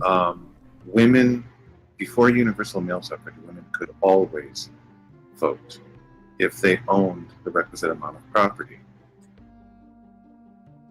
So it was never the case that women couldn't vote. If a woman owned the right amount of property, she could vote. Oh yeah, but then with universal male suffrage, then they wanted universal female suffrage, and then everything went to straight shit. Everything went straight to shit. Yeah. If they never had adopted universal, that's how the Republicans fucked us. If they had never adopted universal male suffrage, we wouldn't be in this mess. Well, yeah, it was because it was free. They're trying to get people to fight the Civil War, so giving people additional rights that didn't cost them money was better than offering to, like, compensate them with money that they didn't have. Oh yeah, I know why they did it. It's just that's what. Right. It's one of those short-sighted. Well, this gets us what we need now, and so maybe if it fucks the country centuries from now, whatever. Yeah, let's just ignore Socrates. That's okay. We'll just ignore Socrates. Yeah. Basically, it's one of those short-term gains for long-term pain. Do what feels good now, and then suffer the consequences later. Question. The UK banned one of its own subjects from the Commonwealth of Canada. Lauren Surran, how the fuck does that work? Okay, first of all, she's not a subject of Britain. She's a Commonwealth subject. There's two different things. There's The thing is that I find Lauren extremely disingenuous with how she reports on things, and being with the whole South African thing and the whole men's rights issues thing. I think she's just, I don't trust her. So I've got no issue with her being banned. And you know what's funny? The funny thing is that when the UK banned her from coming to Britain, do you know where she went? She went to Europe. She went to the EU Parliament and tried to get some sort of petition going so that we would have to open our borders to her. I find that really disingenuous. Yeah, I'm not a biggest fan. Well, I don't care. Like, honestly, I think political activism is largely pointless, but whatever. It's entertaining. Really expensive. Like, again, her and Stefan Molyneux had to pay. She got banned. Well, and her and Stefan Molyneux had to spend like tens of thousands of dollars to compensate the city for additional security. $68,000. Big waste of money. And what do they accomplish? They'll have a YouTube video from their speech, and it'll basically be of inferior quality than if they just made a YouTube video. And it's not like they're going to convince anyone. So they're out over almost $70,000, and all they have is a speech that they could have just made on YouTube. Like, and I really doubt. I would be interested if they did some kind of study or poll or some kind of way to measure this. I don't think that, like, you're going to reach a bigger audience giving a speech in a public place than just using social media. The few people you might have reached aren't going to listen to you. They're not going to be like, oh, who's that? A YouTuber, you say? Well, I'm going to listen in. They don't give a fuck. So the people who wouldn't listen to your YouTube videos aren't going to listen to your speech in a public place. All you're doing is costing yourself money, doxing yourself, and causing yourself to be assaulted. It's just, there's no benefit to it. Well, there is one. I mean, I know why they're doing it. It's because if you give speeches in person, it, in theory, has more cultural impact. Okay. So if you, that's the psychological reason why you do it. All right. Oh, okay. Sure. Well, I mean, you have to admit, if you're in an auditorium with a person and the person is talking to you, it does have a little bit, because you're physically there, so you're actually listening. Like you're not distracted. You're actually there. You know what I mean? Yeah, I mean, maybe. I don't know. I'd be interested to see, like, if they reach a larger audience that way, and if people are actually genuinely affected, or if they're basically if they're talking to people who already are fans of theirs, and you're basically just wasting tens of thousands of dollars and not really. It's like VidCon. Yeah, it's like, I don't know if it's. I agree. I don't know if it's actually going to have the effect they think it will. I'm just saying I think that's why they're doing it. Well, it's like using VidCon as the example. YouTubers go to VidCon and they meet their fans and they go on panels and they get their pictures taken and everything, but it's just a big circle jerk. It's not like they're reaching new people. It's not like people are like subscribing to your channel that weren't already subscribed. So it's like, oh, we're going on tour. Basically, like these YouTubers who go on tours. That's what this is. But it's like they're doing it as politics, but it's really just a big YouTuber tour. But it's costing tens of thousands of dollars for the security. So it's like, what the fuck? Like, it's just stay home, make videos. Why are you? That's a shit ton of money. I mean, I guess she has her patron piggies who are covering it, but it's like, what the fuck? I mean, this is why I just don't. I find her extremely disingenuous. I'm glad she got banned. Good. Go cry for the EU. No one gives a shit. Nobody gives a shit. But anyway, moving on. All right. I mean, unless you've got something to say about Lauren, someone specifically. I don't hate her. I mean, she's just a. The trad thought. Yeah, she's just trad thought. Yeah. Yeah, that's. I don't like. You seem a lot more passionate about it than I do. I don't give a shit. Yeah, she's just doing what all the trad thoughts do. She's not getting married on purpose to keep getting money from men and at least roaming around telling everyone else to get married. And at least roaming millennials a half-oo, so she's nicer to look at. That's true. So and Lauren doesn't even have that. Yeah, you're right. I remember the name Christy Misty or Christy O'Misty or whatever. She was the one who did. She did a. She did a couple of videos about masculine. She's a serious power trad thought in some sense. Oh yeah, I remember her. She did an hour-long video, "What's Left of Men" or something like that. Yeah, she did. Well, she's still around, by the way. Right. Well, she came back after a number. Yeah, she came back, and apparently she's on her fourth child. Yeah. She's got kids now. Well, yeah, she's got kids now. She's happily married. Yeah, so if she's actually on her 4th child, I would actually give her some congratulations, because that's what you're supposed to do. And she's a big fan of taking women's rights away, by the way. Obviously, I noticed that. Having them barefoot and chained to a fucking kitchen. Whoa. I'm not saying chain them up. You take their rights away. You apply the pimp hand. You keep them pH balanced. Listen, this is what people think. Well, maybe in the bedroom. Women's rights. One sec. That's good. That's a good idea. APOC. But that's what women think. I mean, that's what women and some men think. Or a lot of men think. If they're not familiar with. Yeah, I don't care. They take women's rights away, and you want to, have them pregnant. Well, they're cucks, so their opinion doesn't mean anything to me. Yeah. Right. Next question. Right, we've only got 2 more questions, and then we're gonna call it. Anyway, someone was telling me I was white knighting for roaming by complimenting her for being a half. I don't understand. That's not white knighting. I'm not defending her. She's a trad thought. Like, if she came out and like confessed her love to me, I wouldn't fucking trust her as far as I could throw her, because she breathes. I'll take Celestine over roaming, but she is a half-who. She literally said in a stream, I'm waiting for my conservative billionaire. Yeah. Yeah, no, I wouldn't take roaming millennial. Was it even if she offered herself? No, not come really. on. It was one of those half truths that they Yeah. Listen. I don't watch her channel. I've got nothing to do with my time. So I'm just saying, I'm not white knighting for her. I'm acknowledging the fact that she's a half-who, and I'm very open about my preference for half-whos. So, I would do unspeakable things to her ass, but that's it. I just do unspeakable things to her ass and call it a day. I've just clicked on her videos now, actually, and I'm seeing one thing I've noticed is that there are people that just cover the Free Tommy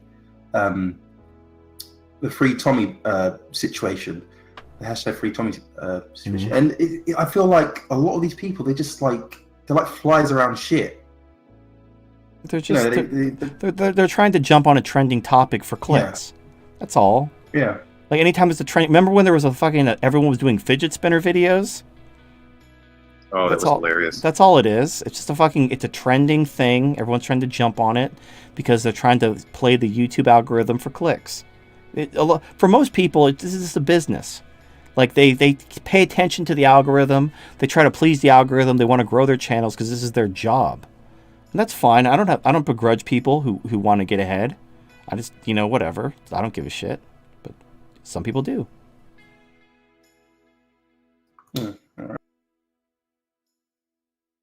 Right. Tiffin, does the existence of a black economy make it impossible to predict when a fall will happen? A black economy? What? No idea. He means the black economy is the black market. Yeah. Okay. No, there's still a collapse. I mean, even the Soviet Union, they had a black market, but the fucking Soviet Union still collapsed. Like, the black market's fine. It's like a safety valve. When you have a shittily run economy, that's probably not even a word, but when you have a government that doesn't know how to run an economy and they're crashing it through their policies, the black market basically serves as a release valve, but it can't hold up the fucking world. There's too much. When a country is badly managed, the black market can only do so much. So no, and it's going to be expensive as fuck, I'm guessing. Yeah, well, like, for example, in the Soviet Union, basically the waiting list to get any services done was fucking out the door long. So what people would do is they would pay people under the table to come and actually do their job. So it's like you would call a plumber and they're like, okay, I can fit you in 4 weeks. So you just pay him to come that day when he was off the clock to actually fix your shit so it would get done at a reasonable time. Yeah. So that's how things work. There was the job, because here's the thing, no one was getting paid. Everyone got paid the same regardless of how hard they worked or not. So you had your quota and then you just stopped. Like, you'd have dentists that would work for 4 months. They'd basically get their quota done for the year and they would just take a vacation the rest of the year. So if you needed dental work done, all the dentists were basically done for 8 months out of the year. So if you wanted dental work done, you'd have to pay them cash under the table for them to come in during their vacation to actually do their fucking job.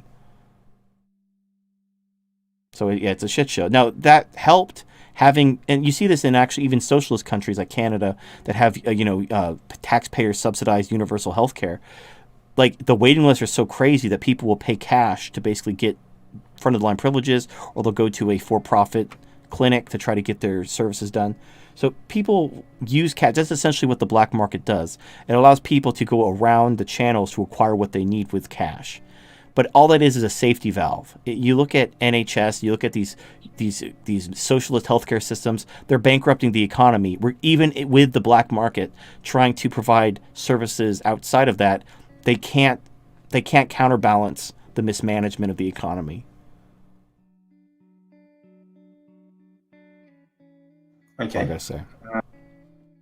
Final question. Kat, what is your view on America's founding fathers leading to the 13 British colonies, to revolt? Were they freedom fighters or terrorists and traitors in it for a quick buck?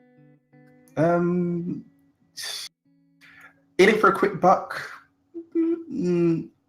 No, I wouldn't say in it for a quick buck. But I think that they were traitorous dogs that should have been sent to the gallows immediately. Should have rounded them up. Yes, should have rounded them up. You're jelly. You know, shot them. I'm standing. Hung them, drawn and quartered them. Cat jelly people. Sent them all over the empire as an example to any treasonous dogs. So you never rise above the empire of Britain ever again. I'm done now. Actually, no, I'm not done. And give us back our tea. Yes, I'll say that. No swear words. Give us back our tea. We want our tea back. Fish out of the Boston Harbor. We want all of that. We want a 400% tax on that tea as recompense for your disloyalty. Americans will drink coffee. You will squeeze the bag.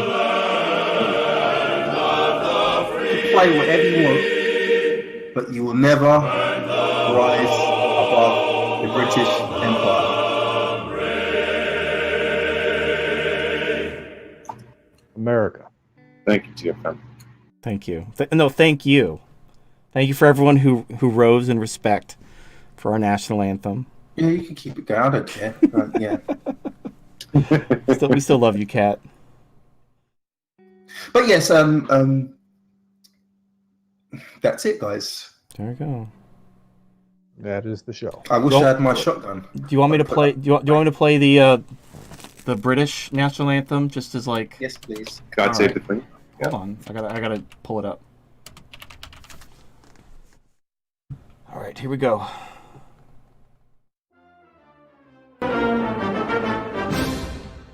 Oh, piss off. I knew it.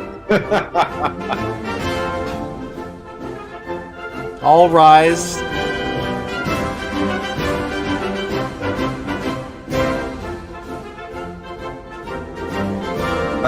Wait, dude, stop it. It's so patriotic. Stop it. Nobody here is impressed. Oh my gosh! Look, I'm getting Monty Python was one of the best. Yeah, things Monty Python was great. It was either going to be the Monty Python theme or the Doctor Who theme. But the Monty Python theme actually sounds like an anthem, so I thought it'd be more. I think it's a German beer drinking song, which is incidentally also true of the Star Spangled Banner. Yes. Anyway, there we go. All right, anyway, we are done. We're done. That's it. That was a show. I had 3 hours fun. and 28 minutes. Did you have fun? I had fun. Thank you for letting me throw my 10 cents in. All right. No, I appreciate it. Yeah, no, it's kind of like when DDJ leaves.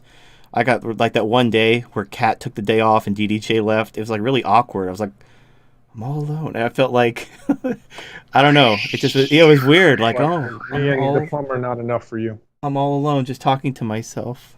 So lonely. All right, guys. So we're going to have a word from our sponsors, Flying Tigers Gear and the Dollhouse. I can't play the theme, but should I just let the theme play just for old time's sake, even though there's no credits anymore? or just not even Sure. worry about it. You know, Yeah. I missed the theme. It was good times. Do it.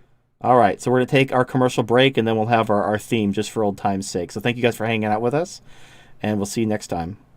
This is Celestina here to tell you about Flying Tiger's gear. While TFM is preparing his hand-to-hand combat skills, are you getting ready for the coming purge? Here is something you might not have considered. What are you doing to protect your dick? How are you going to repopulate Western civilization once you've purged the cucks and feminists if your balls are damaged? This is why Flying Tiger's gear offers a steel kickboxing cup. Sure, you could use it for martial arts, but let's be real here. When some Antifa dipshit is trying to shank your dick, do you want the only thing between your manhood and cold steel to be a piece of plastic? I didn't think so. You need to protect your dick during the apocalypse, right? So check out Flying Tiger's gear on eBay, where they offer the aforementioned steel groin cup, as well as sell lots of martial arts and kickboxing gear if you're into that sort of thing. Thank you for your time.